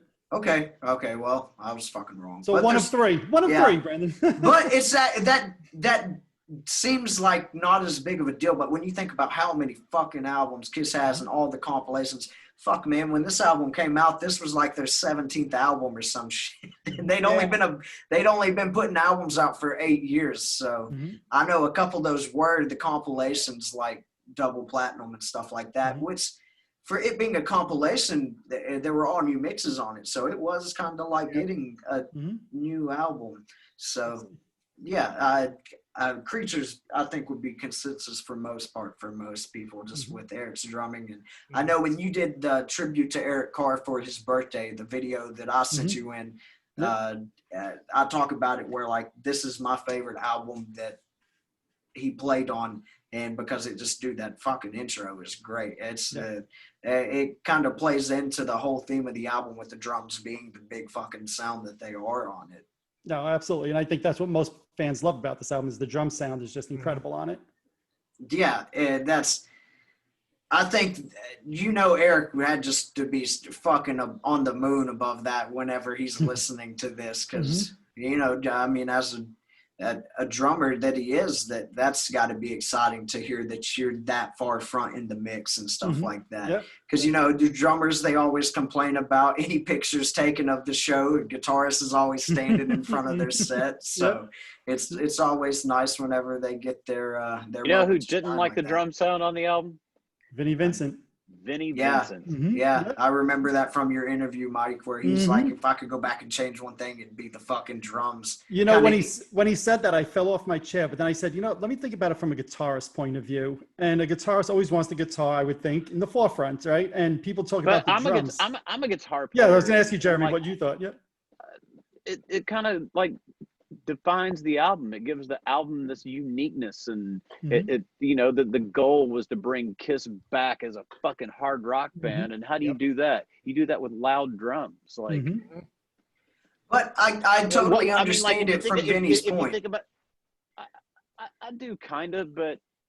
Well, if you really think about what he really said, he's not talking about like, making it to where the drums sound totally different. He just talks about kind of evening out the levels. His favorite drummer is a drum machine. Right. So that's the end of that discussion. You know what? I kind of see his point on that because I know a lot of drummers. And I'd rather deal with a drum machine I'd rather live with a drum machine yeah, but if we're talking about Eric Carr, Carr's attitude and the sound of the Creatures drums, I think Vinny's got artist syndrome. Yeah. Well, I think Vinny's mindset might not be of a typical guitarist because he's also involved on like the other side of things, not necessarily just like the performance part. He's really big into the songwriting thing. Hell, that's why he even got brought into the mix of Kiss in the first place. So I think with him being so songwriting oriented, I think he's got a really clear vision in his head of how he wants these songs to hear. And it might not necessarily be just because the drums are too loud. It's because he's got this idea of how he wants them to hear. The thing that I was thinking, because I was listening to the interview that he did where he's saying all this stuff, is this is a Kiss album. It's not a Vinnie Vincent album. And Vinny's not in the band, so he doesn't, none of that is his choice or his decision. Like, there are lots of songwriters who have songs on albums and the songs turn out however they get arranged by that producer and that artist and whatever. And that's kind of part of being a songwriter is people will take your song and they will make it into how this artist performs the song. And in this case, the artist is Kiss. And Kiss fucking decides how Kiss sounds. And on this album, we want big goddamn drums and we want to sound like a loud ass rock and roll band. And I think they made the right call. And it doesn't matter what different calls Vinny would have made. Honestly, it doesn't matter what album Kiss would have put out. They were going to have the same results no matter what. Agreed. Well, Vinny talks pretty openly about not even really being a fan of Kiss before he came into the band. He doesn't. What does he know about their audience? Like they knew where their misstep was. They knew what they needed to come back, and I agree with every move they made on that album. I mean, it just didn't matter. It wasn't going to matter. So, Jeremy, let me ask you this question. Let's just say that the production was more like Lick It Up, right? Still a heavy sound, but not. Do you think you'd like the album as much? I don't know. That's a very good question. Because on Izzy's show, I went in completely prepared to argue Creatures as the stronger album against Revenge, and then I left the show with a completely different opinion. So, no, a lot of it is about the vibe and the sound, and maybe not necessarily the songs. You know, they're cool songs, but you know, Izzy said there were 2 songs that he fucking hates, and he likes X and Sex more. So, you know, And we but know no, Izzy is I always didn't. I right. didn't mean that. I didn't mean that as a joke. Just Mhm. that, No, I know. you know, maybe the sound of the album is better than the actual material. Yeah. Yeah. And so today on my site, I posted that I think Creatures is slightly overrated. And for the exact reason you just said, I think people buy into the sounds, which is amazing, right? But there's a few songs, right? Izzy, you said there's 2 you don't like. I said there's 2 I don't like. There's only 9 on the album. Yeah. So to say you don't like 2 out of 9, you know, that to me Well, makes the album a little overrated. I also think that it's one of the reasons I think it's overrated is that it's because it's held in such high regard because it is this comeback record and they're back to fucking Kiss, but now they're Kiss on steroids. And you know, it's and awesome. you know what didn't happen? They did not come back. Yeah, That's exactly. true. Exactly. I mean, the comeback record is really lick it up. Agreed. Agreed. And I think it's kind of weird how the MTV unmasking of the band was such a big deal because, you know, hell, half the people at that time really didn't even know Vinny was in the fucking band. So, Right. and then I Eric had only been in there for a minute. So it was really, that whole instance was just really Paul and Gene who you're Yep. kind of there to see, not taking anything away from the other 2, but at that point, that wasn't like. See, I didn't see that because, man, you know, in 1984, MTV was popular, but it wasn't in every town, and it wasn't. I didn't have it yet, so Me neither. that was not my. You know, when I got Lick It Up, Lick It Up, that's the first time I saw Kiss without makeup. Same with me. And that showed on a Sunday night at like 10 o'clock, like you said, Yeah, Jeremy. Half the people didn't even have cable TV back then. That was almost like a non-event pretty much. thing. Yeah. Yeah. Well, hell, if you were from Japan, you didn't see the band without makeup till Animalize. Yeah, right. I actually just got that. It's a little, probably the light shining on it behind me. You probably can't see it, but I just got one of the Japanese copies to Lick It Up. That's funny. Because- I remember seeing that copy at a place called Disc Union in Tokyo. So I think that's we joked fascinating about how that. they released it over there with the band still in makeup. Now, but Brandon, isn't it like a big obi that goes around the jacket? Yeah, so you take it off and it's it's still the regular sleeve, Right. but the way it was packaged, you didn't see that until Agreed. you bought the album. So, Yep, agreed. Yep. I mean that for all the people over there knew at the time, that might have just been a picture included with the album, and they thought the band was still touring in the makeup. So because So they basically had Kiss even played in Japan at that point? Had they toured over there? Only in yeah. 78. Yeah, that's right. Yeah, because I know there 77 was and 78. 77 and 78. Yep. because there was for those first few years they didn't go anywhere, and because that's I think it's been talked about before. Whenever they were doing like the Unmasked tour, they were still playing really big shows overseas, but I think some people credit that to the fact that they hadn't toured those places before. Yeah, Mhm. exactly, like Australia. But Yeah. so with that Japanese artwork, they basically did what we wanted them to do with Unmasked. Mhm. Open it Yeah. up, and there they are without the Yep. makeup. Exactly. I agree. I remember thinking that's what was going to happen when I bought the album. Inside there'd be these pictures, and I was like, "What? No, there's nothing here." So I agree. It's the symbolism that's who they are. They are those characters. Yeah. the mastermind businessman of Gene Simmons. So So are they gonna Man, look, Gene's my guy, but that's just not true. The thing that Paul doesn't like about him is that he won't deny that Mhm. or anything, but you know, he just kind of lets people say that. But man, Paul does. I mean, it's Paul's band. Yeah, It is. yeah. 100%. yeah, I've seen it, though. I think a lot of that had to do with Gene checking out in the 80s. So Paul definitely got used to kind of being the guy. So I mean, I understand where he's coming from with that you stuff. know, you know, like Gene is not the mastermind. He's part of a machine. He does make the decisions, but they all get these. I've seen it. It's a book. It's about this big, and it has just lots of ideas, and it's like yes, no, yes, no. You know, That's great. You know, one thing they could I love Gene, but I can't give it all to him because, like, man, Paul's kind of the guy in Kiss. Yeah. You know, one thing they could do with Unmasked, if they did rework that cover just to piss people off even more, is in the masks that Ace and Peter are holding. The mask is still Ace and Peter, but under the mask is Eric and Tommy. Oh God, I knew you were going to say that. I'm surprised somebody hasn't done that on with Photoshop. If I was I'm good, sure. I'm sure it's fucking out there somewhere. Which, I mean, man, I get both sides of what everybody says about Eric and Tommy, but really what it comes down to, if it wasn't them, it would be somebody else. Oh, absolutely. And I love Eric Singer and Tommy. I think they play those parts great. And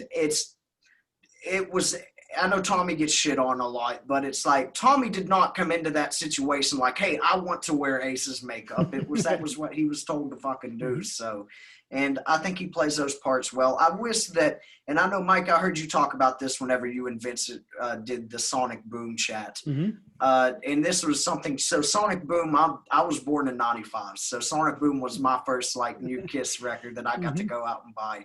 And it was ironically like right when I got into Kiss, like hardcore. It was actually October of 09 where I got like all the fucking Kiss CDs off iTunes and everything.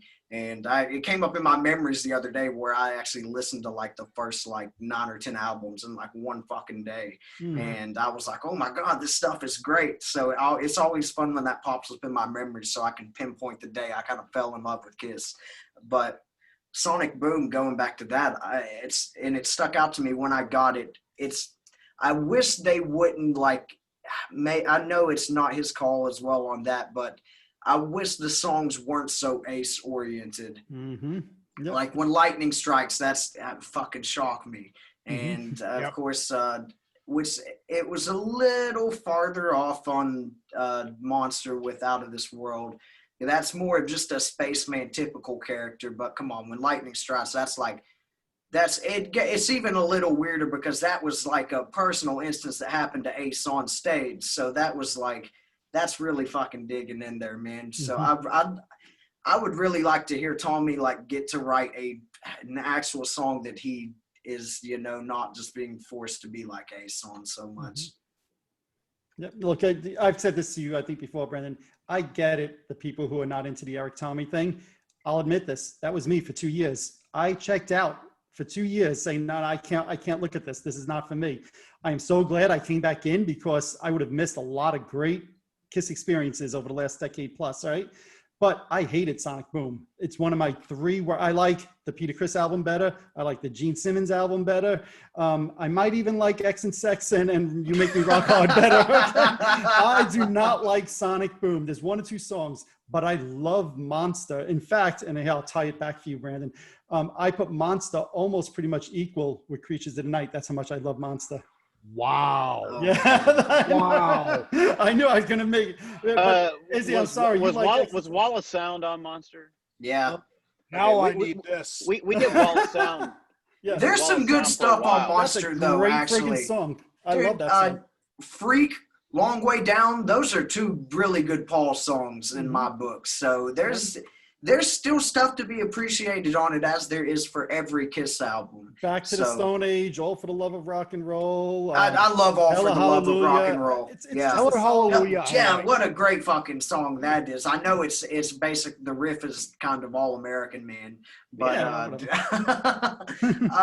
but I mean,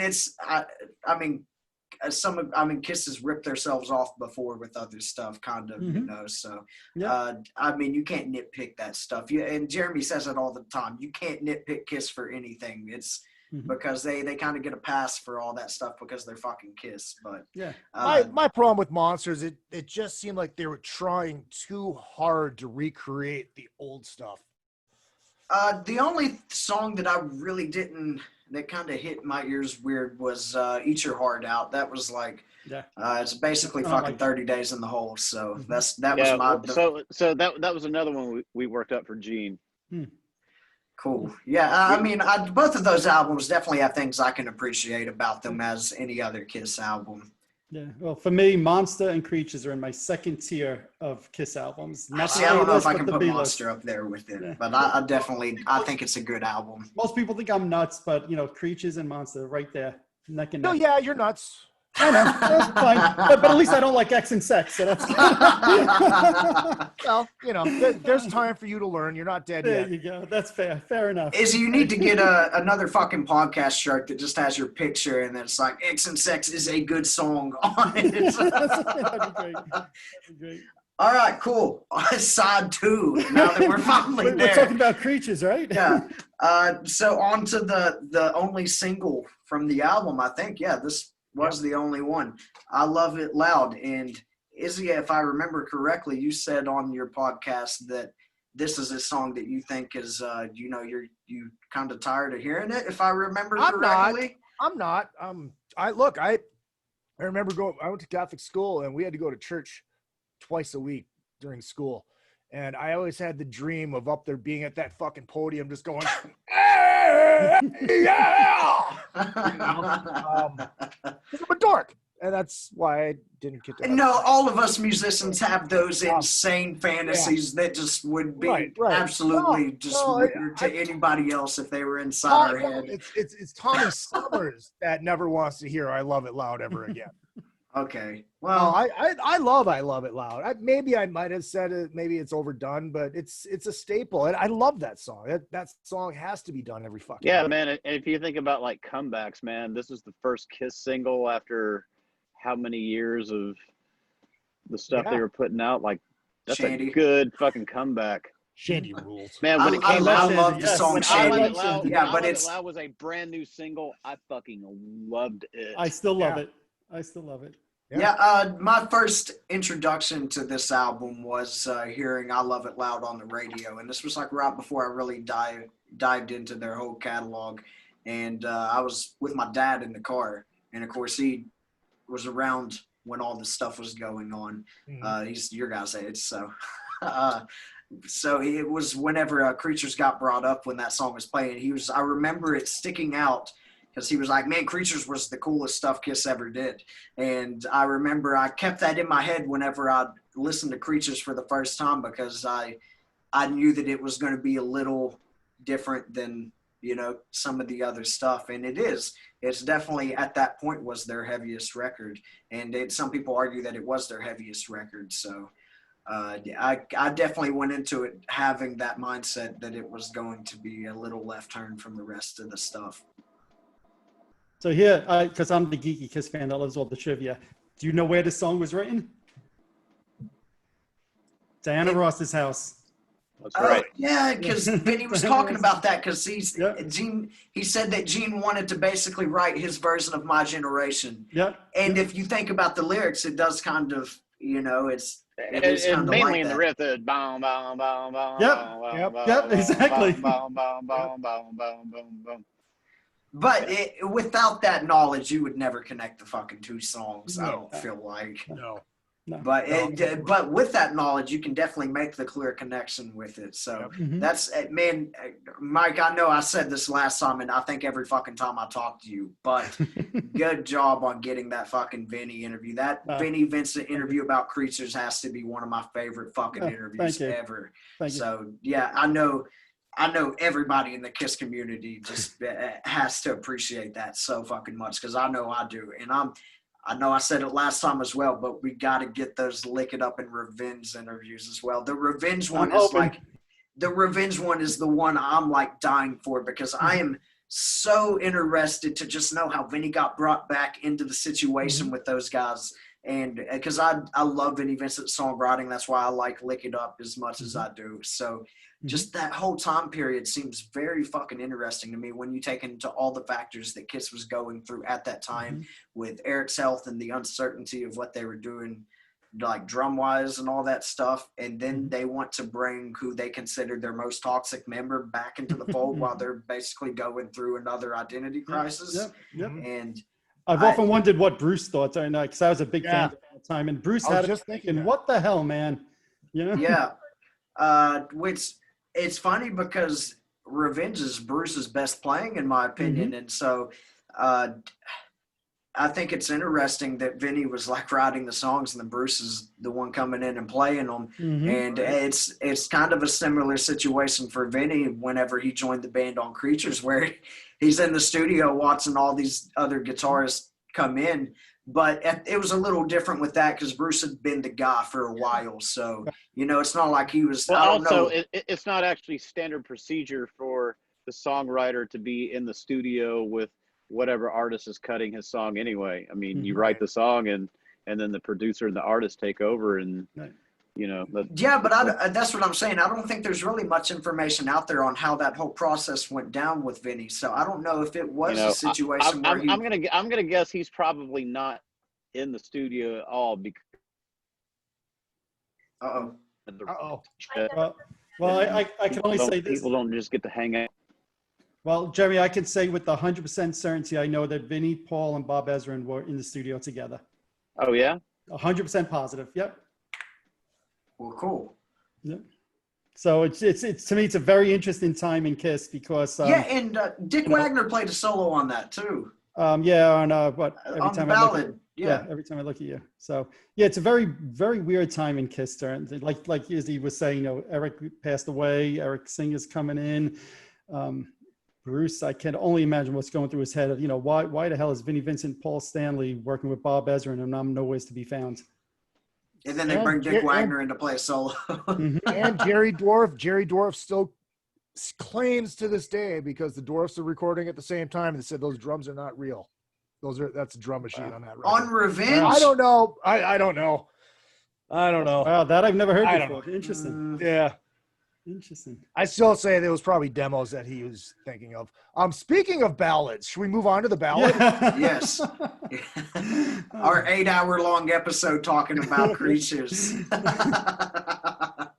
I Still Love You. I think this is a great fucking song. I know some people complain about it being a little long, but I think when I was a kid, I used to skip over this, and the older I got, the more I appreciated it. It's very, very Led Zeppelin. I know Paul's trying to do Since I've Been Loving You, slow, powerful. Mm-hmm. Dude, I love that fucking bridge when the drums come in. Bam, bam, bam, bam. That's fucking great. Man. It's a very well arranged song to me. And whenever they did this live, man, like his vocal was always fucking on point. Oh my God. I love the unplugged version. I love the little, because you can't hear it as much on the album, but during that bridge part, that little fucking thing that Bruce was playing, that like weird kind of chord. I don't know the technical side of that shit too well. So, but because you can't hear that part on the album quite as well, and I think that, man, just that whole song is really well written, and I think that's I agree. That's Paul Stanley at some of his best on that track, I think. 100%. I fucking love this song. Love this song. Robin Ford on the guitar solo. I mean, like, that's the last guy you would expect laying and down Eric a Carr on solo. bass. Yeah. Yeah. Mm-hmm.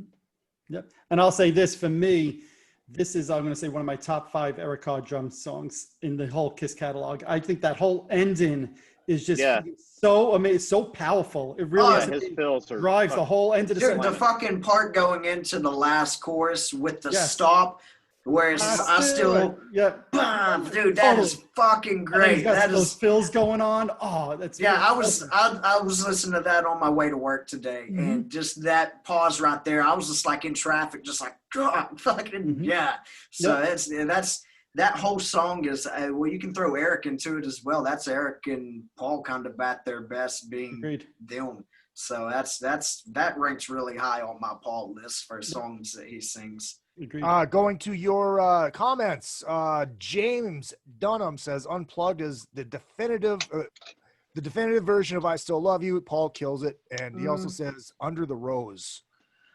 Yeah, I see that Mr. Dustin says that the Kiss song "I" is the #1 Kiss song ever.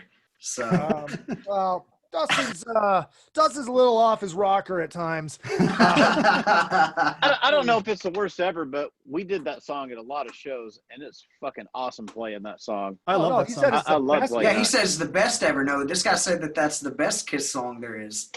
Well, to each his own. Yeah, so, I mean, look. Okay, that was a really quick change of pace. You come in, you're like, I don't know if it's the worst ever. And somebody's like, it's the best. You're like, nah, yeah. That Well, was, it's not the best ever, but it's certainly not the worst. I love playing. I kicks ass. Yeah. I bust Dustin's balls, but anybody that has my autograph on their wall, little off the rocker. It's all good. does he have the pants? No, he does not have the pants. And I don't want to see Dustin in the pants, though. Sorry, Dustin. Love your brother, but I don't need to see you. That's great. That's great. Well, for me, the definitive version is the studio version. I know a lot of Yeah, people because love Eric's the drums, that's Yeah, Eric's exactly drums right. add 100% such right. a different aspect of Yep. that you can't. Don't get me wrong, that And- unplugged version is great. That Kiss Unplugged is one of my Eric's favorite albums guitar ever. and drum sound are the MVP of the album because even on the ballad where Paul sings his fucking ass off, you're like, You're still talking about listening the to drums. Eric's drum drums, fills at the yeah. end, man. Right, absolutely. You're 100% spot on, Jeremy. Spot on. Yeah, like I said, this ranks real high up on my Paul list. All right, on to the next track, the one that got flipped with Saint and Sinner on the second version of this, Killer. Izzy, what do you think about this track? I like this song. I really do like this song. It's killer. I mean, what can you say? I mean, is it Gene's best song on the record? Absolutely not, but it's still fucking heights above. Keep me coming in danger. Wow. Wow. And for me, Killer is filler. I don't know how else to say it. You're a poet and didn't know. It's okay. It's not bad, but it's filler to me.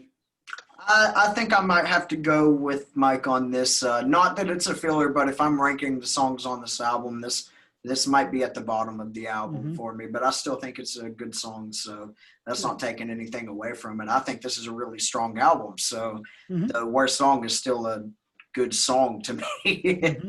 I love Killer. It's great heavy riffs. Good Gene B-side. Yeah. Okay. Did you ever try to get Gene to play that one? Killer? Yeah. Yeah. And what was his reaction? Obviously, you didn't play it, but how did he react? He didn't really care. Interesting. Which is weird because these songs are very, very Gene. Like I said, this was kind of the perfect album for Man, Gene. the I thing feel with like. the songs that we did with Gene is around the late 70s, early 80s, he started singing in this higher register, I guess, as kind of an 80s thing. And that was the reason we couldn't do a lot of those songs and a lot of those 80s songs because they were so fucking high. But yet y'all were doing Fits Like a Glove. Yeah, but we each took a verse in that too. Oh, that's right. Yeah. We all did a verse in that one. So Yeah. you're saying you wouldn't be able to You can pull only off get away the with way you that so slice many it? times before Kiss fans start complaining. All right. So, Jeremy, you're saying he wouldn't be able to pull off any way you slice it?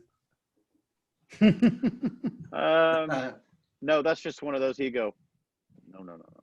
I'll tell you, the one I would have loved to hear him do from the 80s is Betrayed. I love that song. You know what? Live set, and that would sound great, I think. We might have thrown that one in the hat, but that one didn't get too far in discussion. God, there was one on Asylum we were trying to get him to do. What are his Asylum songs? Trial by Fire, yeah. any way you let's slice see. it. Love's a deadly weapon. Stick my log in your fucking Secretly face. Cruel. Secretly Cruel. Yeah. Okay. Yeah. We kind of threw that one in the hat. I don't know. Fits Like a Glove was Made the It only With one he Love. really went for because, Wow. we had Brent Fitz on drums and Yeah. Fitz kind of did it. Mm-hmm. And he went for it. And we did it at rehearsal like, fuck yeah, man. Fuck yeah. I love that song. I think it's a great song. Yeah. It went over really good live. Yeah, I love it. I loved the. You guys saw, I'm sure, the Gene Simmons roast. I love Craig Gass ripping on him for those fucking lyrics in Asylum. That's fine because as soon as he mentions the fucking song name, Gene is just like, oh god, because he knows what's fucking coming. Well, cool. On to the last song. Speaking of Gene, again, this is fucking this is one song when you think of Gene, this is one that comes to Man, the fucking top. I think War Machine is every bit as signature as God of Thunder. Yeah. Yeah. I mean, Yeah, I it's think been so. it's been Yeah. a mainstay of their set since it came out. I mean, this is a Kiss hit. We did it in his solo shows. Mhm. Like, this is one of his tunes. Yeah, and they still play it. They're still doing it And on the End of the Road tour. Brian Adams wrote it. Exactly. I yelled that out at a Brian Adams show once. He goes, "Please not be one." Man, I've read all of their accounts of the writing of this song. They've all got a little dispute about how the song actually came to be. You know, I heard the story from Gene himself at least fucking 20 times that he wrote that riff on a little shitty keyboard. Mm-hmm. I think Brian and Jim Valance wrote the lyrics. Gene might have added a verse. Which, that's weird if they wrote the lyrics, because those are very Gene lyrics to me. So, and it's so crazy when you talk about stuff like that, these signature Gene songs like God of Thunder and War Machine. That he Gene didn't write them. fucking right. So, I think it's cool. There's a clip on YouTube where somebody was at a Brian Adams show backstage and asked him about, hey, what do you remember about War Machine? And Brian Adams had acoustic guitar, and he actually starts playing it a little bit, and like just monkeying around in bed. Oh, watch out! And I was like, holy shit! I can't believe it's 30 years later, and he actually still remembers that song. So, because with all of his hits, you would think he'd be like, War Machine, what's that? So, but no, he still remembered it all these years later. I'll have to go find that video. That sounds interesting. It's a cool clip. It's a cool clip. So it's funny for me. Okay, now this will be my I'll be honest opinion. In the 80s, I hated this song from like 86 to 90. I'll tell you why. Because I loved 70s Kiss. And in the 80s, I begged and begged, just please put a couple more 70s songs in the set list. But no, every freaking tour, War Machine, one tour after another, it's in the damn set list. And it got to the point I was like, I just want to hear, Shout Out Loud. I want to hear Deuce. I want to hear something else, something besides War Machine, please. Now, to me, when the new tours, when they do this, it kicks major ass. It's probably one of the highlights of the show. I think the new lineup does this incredibly well. Yeah. So tight, so heavy. I agree with you guys. Now it's a signature Gene song, but damn, in the 80s, I couldn't stomach this song for the longest time. How did you feel when you saw Shot in the Shade and saw that tour and that set list? Oh man, I was in my glory. Yeah, me too, in man. my I was glory. fucking so happy about that. Yeah, they open up with "I Stole Your Love." I'm like, that's it. At the end of the show, they're doing "I Want You," and everything in between. That's what I was waiting for years. Yeah. And if I remember right, they didn't do War Machine on that tour. Correct. They dropped it. So then I was in my You got your wish. I got my wish. It's a funny story. And Gary Corbett confirmed this. Is it Gary Corbett, the guy that was the keyboard player? Yep. Yeah.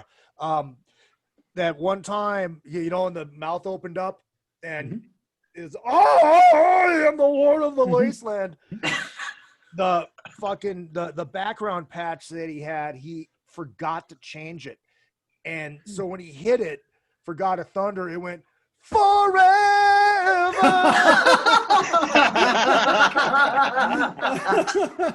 He said, yes. Oh my God, that's fucking great. That's awesome. Well, hell yeah. So I know, we spent an hour on that first side, and then No, we spent about 10 minutes on that first side. yeah, and then we were and another 50 or 60 minutes on X and everything else. Sex. Yeah. Well, great song is a great song. Hey, like I said, I will agree with you that I like X and Sex better than God Gave Rock and Roll to You. And That's insane. Brandon, That's insane. you're a lot younger than us. I think you need to go back and listen to both of those again through headphones. Exactly. I agree, Jeremy. I think I'm asking you to reevaluate. Yes, I could understand Izzy from a nostalgia point of view. All right, I can respect that. Brandon, come on, man. Come on. You have no nostalgia with X and Sex. take away your emotional tie to Kiss living through that fucking time period. You got to think this is all equally new to me. Like, okay, so, well, if you do that, then God Gave Rock and Roll to You is easily going to win because, like, stuff about music and production and arrangement of songs and recording and stuff. And man, when you listen to both of them, one is kind of 80s schlock, and one has cheesy as fuck lyrics, but man, musically, the way it's produced and built and Look, guys, look, Here's my thing with it. every ingredient necessary for making a good record is in that tune. This is my problem with God Gave Rock and Roll to You. Musically, it's a killer musical song. You know, but I do like that. The problem intro is great. my problem is Preacher Paul. He's just too much of Preacher guy in that song, and it just ruins it. Okay, that's what I can was about to respect kind that. of touch on. So That's when you get into like, what? You can't nitpick. To me, that's not nitpicking. Vocal delivery and lyrics. But to me, X and Sex sounds more like a Paul Kiss song than God Gave Rock and Roll. Yeah. It sounds like a Paul and Gene Kiss song. That verse is not Kiss at all, man. That just to me that verse is nothing that really kind of fits into everything else. Yeah, and look, Exon said that guitar riff is great. I absolutely, hands down, disagree with everything you just said. Yeah, it's the whole I don't agree vibe, with the any chicks bit in of the that. video. I mean, at least he's not No. swinging across the Sorry. stage on "You Make Me Rock Hard" in that one. I actually like that song better than X and Sex, just Oh me my personally. God. Well, I mean, yeah, like I said, there's hope for you yet. Well, There you go. There's hope for me. Who knows? Hey, and I think it all speaks a lot to how diverse Just Kiss's fan base Agreed. among itself oh, absolutely. is. Agreed. That's what I love. Mhm. There's 10,000 people that would agree with Izzy, and then there's Agreed. 10,000 people that would tell Izzy he's fucking insane. No, it's only a couple, and that couple's name is Jeremy. Jeremy's a social media influencer for disagreeing with Izzy on that. Well, cool. So, kind of going back to the whole thing split up on side one and side two. Which side do you think's a stronger side on this album? Two. I'm Yeah. gonna have to say two. Yeah. Two's got "I Love It Loud," "I Still Love You," and "War Machine." Yeah. Yeah. I mean, it's only got 4 fucking songs. Right. Yeah. Yeah. I have to agree. And 3 of them are like concert mainstays Mhm. for Yeah. a long time. Yep. And side one, if you take off the 2 songs that I can't stand, there's only 3 songs left on that song, that side. So, and I mean, that kind of says how good side two is, even with that Yeah. extra song on side one. That Mhm. side two is still better. Yeah. Because I mean, they could. Yeah, so Like I like said, if they they're, can co- play if any they're of those. coming back, if they're like making a comeback, why did they make side 2 the big side? Right? Great point. Yeah. Yeah, That's a great point. yeah, that's interesting to think about. So, which I mean, when you think about it, though, Kiss had kind of been dropping the ball with that kind of stuff, though. So, I mean, regardless that, even though this was a stronger album than what they had been putting out, you got to think about the time period it was that they were still making decisions that would not have successful outcomes. And I think that's one part that might have bled over still into this was maybe the track listing. And something as minute as that is maybe, do you think the album might have done better if they switched the sides around? No, there was nothing that was going to make this album do better. Like the timing of the situation and Yeah. Kiss and how long they had been out. Nothing. Well, let me ask you this: if they would have taken the makeup off for this record, do you think that would have made it do better? I think that's the Yeah. only thing that could have worked. Yep. I think it would have made it do better. I think it would have done about as good as Look It Up, because I Mhm. think I Love It Loud could have done as well as Look It Up commercially. Yeah. But But- Gene it was Gene that wanted to take the makeup off at this time, wasn't it? And then Paul didn't think it was time to do it yet. I know it was one of them No, actually. I think it was the other It's way the other way around. around. Yeah. Okay. Well, I knew one of them were pushing for it. So, Mhm. What did Paul say that he was actually talking about it in the late 70s? Mhm. Yep. Yep. Well, I mean, I think you Gene think, was nervous to perform Yeah. on stage without the makeup and just well, I didn't mean, know. look at how uncomfortable he looked in the 80s. Absolutely. Man, Yep. Lick It Up is easily his worst look. I mean, I know that Absolutely. I know that some of the Asylum tour outfits get bad, but Lick It Up definitely looks like a guy in transition. Yes, Yeah. agreed. Yeah, 100% agree. the wig could have been a little better at that Yeah. time. Well, I don't know if that was a wig at that point. No, I it think- was No. because he cut it off for Runaway. No, I Well, think no, didn't the wig started in Animalize, right? Yeah, Animalize. Lick It Up. Okay. He didn't have a wig yet, Right. but he was still Yeah, kind well, of I figuring mean, out his honestly, now that costume you and- think about it, that haircut that he had for Lick It Up is kind of consistent to what he has now. So, well, his hairstyle. I need you now, to so. recreate yeah. this. My favorite. Have you guys ever watched them at on Crazy Nights at Monsters of Rock? And when they're walking up to the stage, you can see him adjusting the wig. I haven't seen Fucking that. great. That's well, great. look, far be it from me to comment on anybody's hair, right? Yeah, right. Oh, Jeremy, I was going to tell you, your hair looks amazing tonight. I'm jealous of your hair. I'm seriously jealous of your hair. Now it froze. Yeah, he's posing just, for you, man. he's Take posing. screenshots. I'm just grateful that I have all of it. Yeah, right. Well, me Yeah. too. But yours is so much better than mine, and you're not a fucking ginger. Every day my bandana slowly moves a little farther back. So, Do you guys, would you guys agree that Creatures set the tone musically for Kiss in at least leading up to Smashes? I don't 'Cause I know. No.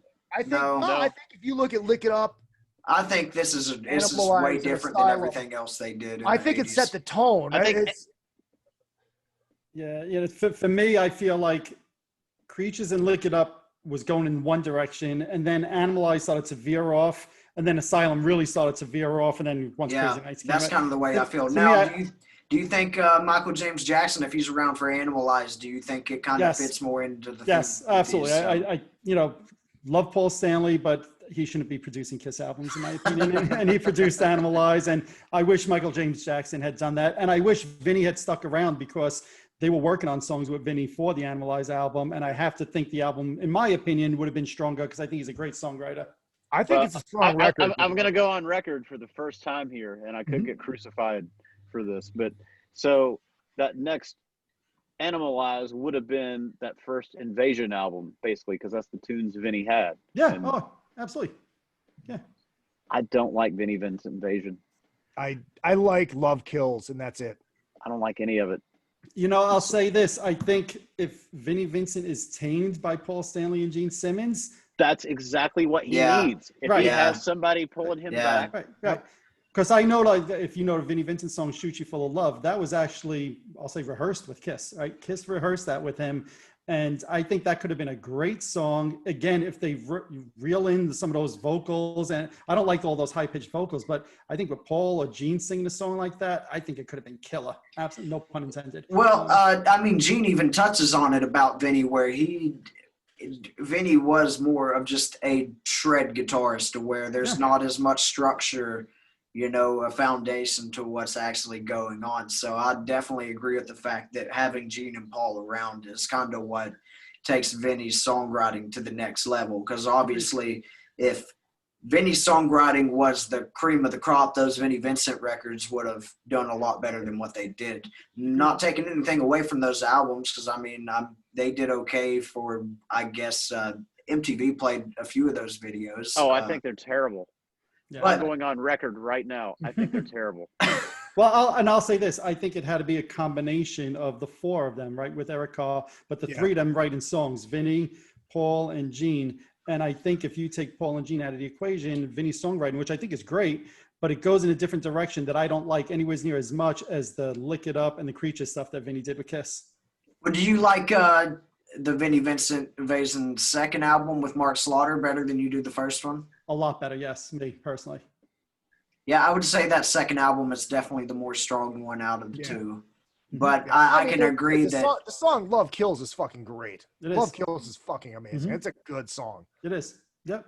I can totally get on board, though, that having Gene and Paul around is kind of what takes Vinny to the next level with that, though. So. Oh, I absolutely. And what I use is the reason I feel this way is thinking what we were saying before, revenge, right? So Vinny comes back in 91, and what do we get?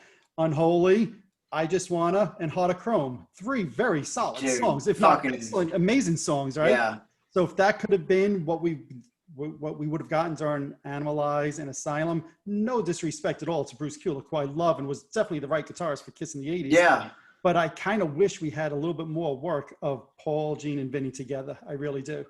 Yeah, dude, because like I said, I'm very interested in how that whole fucking process with Revenge went, because those 3 tunes that Vinny was riding on with them are fucking killer tunes. Heart of Chrome is a badass tune. Unholy is a badass tune. Yeah. I Just Wanna it's a very Paul song. I know some people can take it or leave it, but I don't think it holds up. I don't think it holds up. I love it. It's a Paul song. And that's weird that you don't like it. If you like X and Sex, this kind of fits into that same theme. X So and Sex is amazing. all right. Well, you got me on your side, Izzy. So let's keep it this way. Well, cool. We went through the whole thing, and I guess now we can start talking about Carnival of Souls. So thank everybody for tuning into this. Real quick, before we get off here, since it is the anniversary of Carnival of Souls as well, what's your guys' favorite track off that record, if you had to pick one? Master and Slave. Yeah, Master or Slave, or Take the Look in the Mirror, or Hate. One of those 3. It's a no-brainer. I gotta look at the track list again. I think those 3 are great, but the second side of that is atrocious. You don't like Bruce's song, I Walk Alone? No, I like Bruce's song, but what is there? Seduction of the Innocent, and Somebody Confesses. I forget if it's You Confess, I Confess. Somebody's confessing. I don't know. This song's horrible.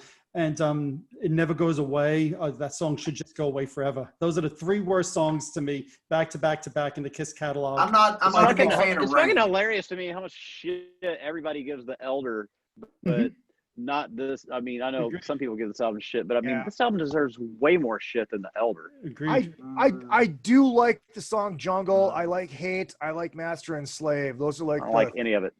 You don't like Hate? How do you not like Hate? That is a good Gene song. No, it's not. Okay, okay. No. Just one more thing about this album. So going to Psycho Circus, Within was actually recorded for this album. Hate that song. You don't like Within? Hate that song. It's another one that's now I saw that they played that live on the tour, and I think that's another one of those songs that don't complement the stage well. I think that's one of those that is like very and Peter Criss did a solo in the middle of Within. Yeah, that was where the drum solo came up. Yeah. And I'll tell you, Brendan, one of the reasons I don't like the song to begin with, but then I was so excited in '98 for a reunion album, and I heard the single Psycho Circus, and I was like, I didn't know at the time that Ace and Peter weren't on it. I'm like, oh yeah, it could be. Gene's not even on it. The second I heard Within, I was like, there's no friggin' way that's Peter and Ace. There's just that sounds nothing like classic Kiss. Yep. So I don't like the song, and then I really hate it because what it represented at the time. It's Bruce playing bass on Psycho Circus. Yes, we know that now, but when it first came out, I didn't know that. I think when you look up in the dictionary the definition of dropping the ball, there's a picture of the Psycho Circus album there. Amen. Not that there's not songs on that album that I don't like. I don't really like it. I like the song Psycho Circus is a fucking great song to me. I love that song. The Ace tune is good. And dude, I don't know why the fuck In Your Face was not on that album. That is a great tune. I wish that they would have put that on there. That's probably a producer call. Well, I think that was. Is that the one that that Ace sang? Yeah, it was like a bonus track. I like that song. I like that song. I think it came out as a bonus track later or something. Yeah, or didn't they? Wasn't it Psycho Circus that they recorded the Wendy L. Williams tune that they wrote? Yeah, It's My Life. It's my life. And it wasn't on the record. That would have made that album really. Yes. Oh, Jeremy, I remember when you guys did that in Lynn, Massachusetts. And that was it. I could die a happy man. I saw that song in concert. I actually remember that was actually quite a big deal when you guys did that. That was, to me. And there were a lot of Happy Kiss fans when we did that, and I got to give Gene the credit. I was one of them. That was his idea. Yeah. Well, none of they'd never played that before, had they? Right, if I'm correct. No. And then they ended up doing it on the cruise like shortly the next year after that. Yeah, I'm pretty sure. He'd already worked out. He was like, "Hey, I think we should do It's My Life." Yeah, nice. You know. Yeah, I'll share with you guys a funny story about that show, right?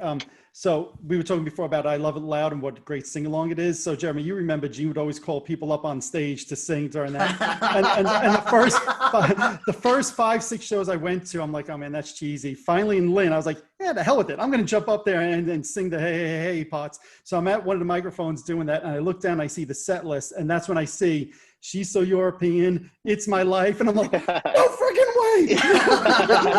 And I'm up on stage doing the hey-heys and trying to be like all cool, like, It's My Life is on the set list. You're more excited about getting the peek at the set list than you are getting to sing on stage. 1,000%. Awesome. I see She's So European and It's My Life. And I'm like, let's get this song over with. Let's get to those songs, please. Yeah, I love hearing you always, this always gets brought up with you, Jeremy, the I Love It Loud. And and the Do You Love Me? When you think of these songs, you think of the fans coming on stage and fucking all your shit up. So. Yeah, like stepping all over my pedal board and stealing your picks. Yeah. That's great. Mm-hmm. Well, fellas, I guess we can about wrap this up. We're going on about 2 hours almost, so that's pretty consistent with what the last episode was. So this was a good hang, and Izzy, it was nice to finally get to meet you. Well, I say meet you because this is the new fucking way of meeting people. Right. But so it well, Jeremy said, the hell with you guys. I'm out of here. his phone probably died. It was weird because I was up in Vegas last week and I finally got to hang with Todd Kearns, and it was like, dude, you're more than just this little box on a computer screen. That's great. That's good. Well, that's funny. Now that's one more person that has met my bandmate that I've never been in the same room with. Right. So That's so funny. that's why. I know, dude, that's the thing is I know your whole band. Yeah, you've met more of my band than I have. So I've got drunk with more of your band.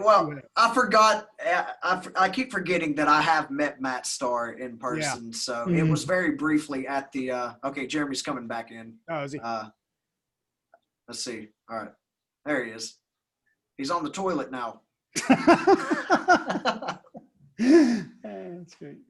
There he is. Yeah, cool. Jeremy, you missed it. I think he's still missing it. yeah. Said he was Oh, well. connected to the audio. Oh. Yeah, it says he's connected. Oh well, Mhm. he's here. So we got his face there. Fuck, what were we just talking about? Jeremy popped Your in. And, band. oh yeah. So I got to meet Matt Starr pretty briefly, but yeah, that was something that got brought up the other day when me and Todd were doing Cassius Morris. So he's like, it's pretty surreal that me and Brandon have never been in the same room before. So it's. I saw that picture where you were standing there with Frank, Brent, and Todd, and I was like, that came to my mind. I was like, that's somebody just hanging out with my bandmate that I've never seen in person. And because whenever he said that, I corrected him. I was on the show. I was like, we had been in the room one time together, but I was up in the nosebleeds and you were on stage playing. I got to see actually, the very first time I ever saw Slash live was them opening up for Aerosmith in 2014. And Nice. man, that is #2 concert of all time for me. And the funny part is me and my buddy that went, we missed like all of Slash's set. We walk in to like, as we're handing our tickets in, to like, I can hear the solo to Sweet Child getting played. And I'm just like, because it was funny. We were coming from Knoxville and I was 18. I'd never driven in Atlanta before except like once. And I was like, oh, cool. We got time to get to the stadium. We're going to hit downtown and we'll get to the stadium in like 10 minutes. And then fucking anybody that's been to Atlanta knows that traffic there is just, that shit's no fucking joke. So I ended up like missing most of the fucking set, but still got to see Todd play that night. So that's the closest I've ever been to actually hanging with him besides outside of these. But that Aerosmith set, man, that's I'll tell you, one of the most fucking rock and roll things I've ever seen in my life is every light in the stadium being out at the Georgia Dome. Mhm. And then you just see this smoke coming and Steven Tyler coming up from a piano under the stage.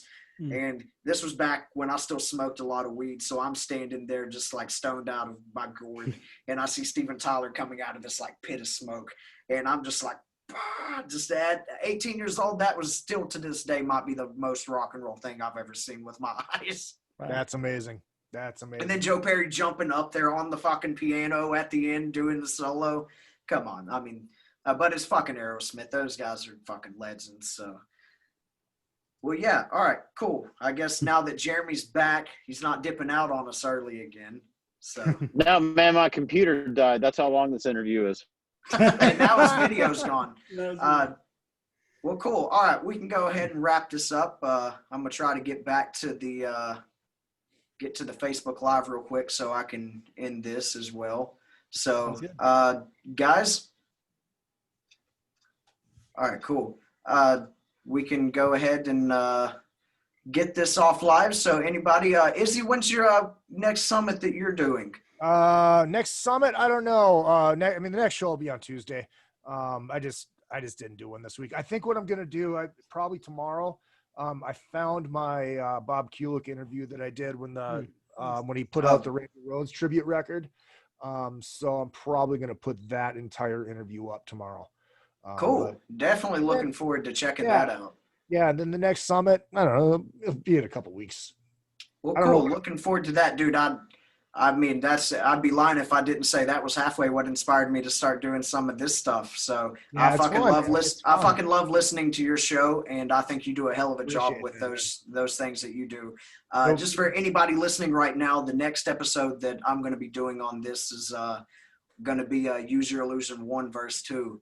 So nice. It's going to be me, Todd, Brando, the host from Appetite for Distortion, and Jimmy Romero, who actually did Bruce Kulick's production on Origins Volume 2 and did Todd's vocal and bass production for the Minefield record, and he's producing the video for Alone Together. So I don't know if either one of y'all are super big Guns N' Roses fans or fans of that album. So I stole my fucking name from Izzy Stradlin, so I was wondering about that, if that had anything to play with it. So I'll give you the Reader's Digest version. The Cliff Notes version. I was bartending. I started writing for this magazine, and I was writing the rock shit. And I'm like, oh, Tommy Elwell is not a very rock and roll name. I'm like, well, Izzy Stradlin put on the greatest album of all time, Burn On, Appetite for Destruction. Elvis is king. All right, Izzy Presley. Nice. It fucking fits together like peanut butter and jelly. So it does. And I've been stuck with it ever since. So anyways, I got to go. Yeah, I'll just say both of you guys are always welcome to come on and do this anytime that I'm doing it. So if you're interested in doing the Use Your Illusion stuff. I have a lot to say about those two records. Cool. Well, we'll work out the time on that, and right. I would love to have you guys back on here anytime. Awesome. I appreciate it, man. Thank you to everybody that was hanging out with us tonight. This is definitely a very fun episode. So absolutely. We're going to go bye, ahead. Jeremy, wherever you are. Yeah, Jeremy's already completely off of here. So exactly. going to go ahead and end the live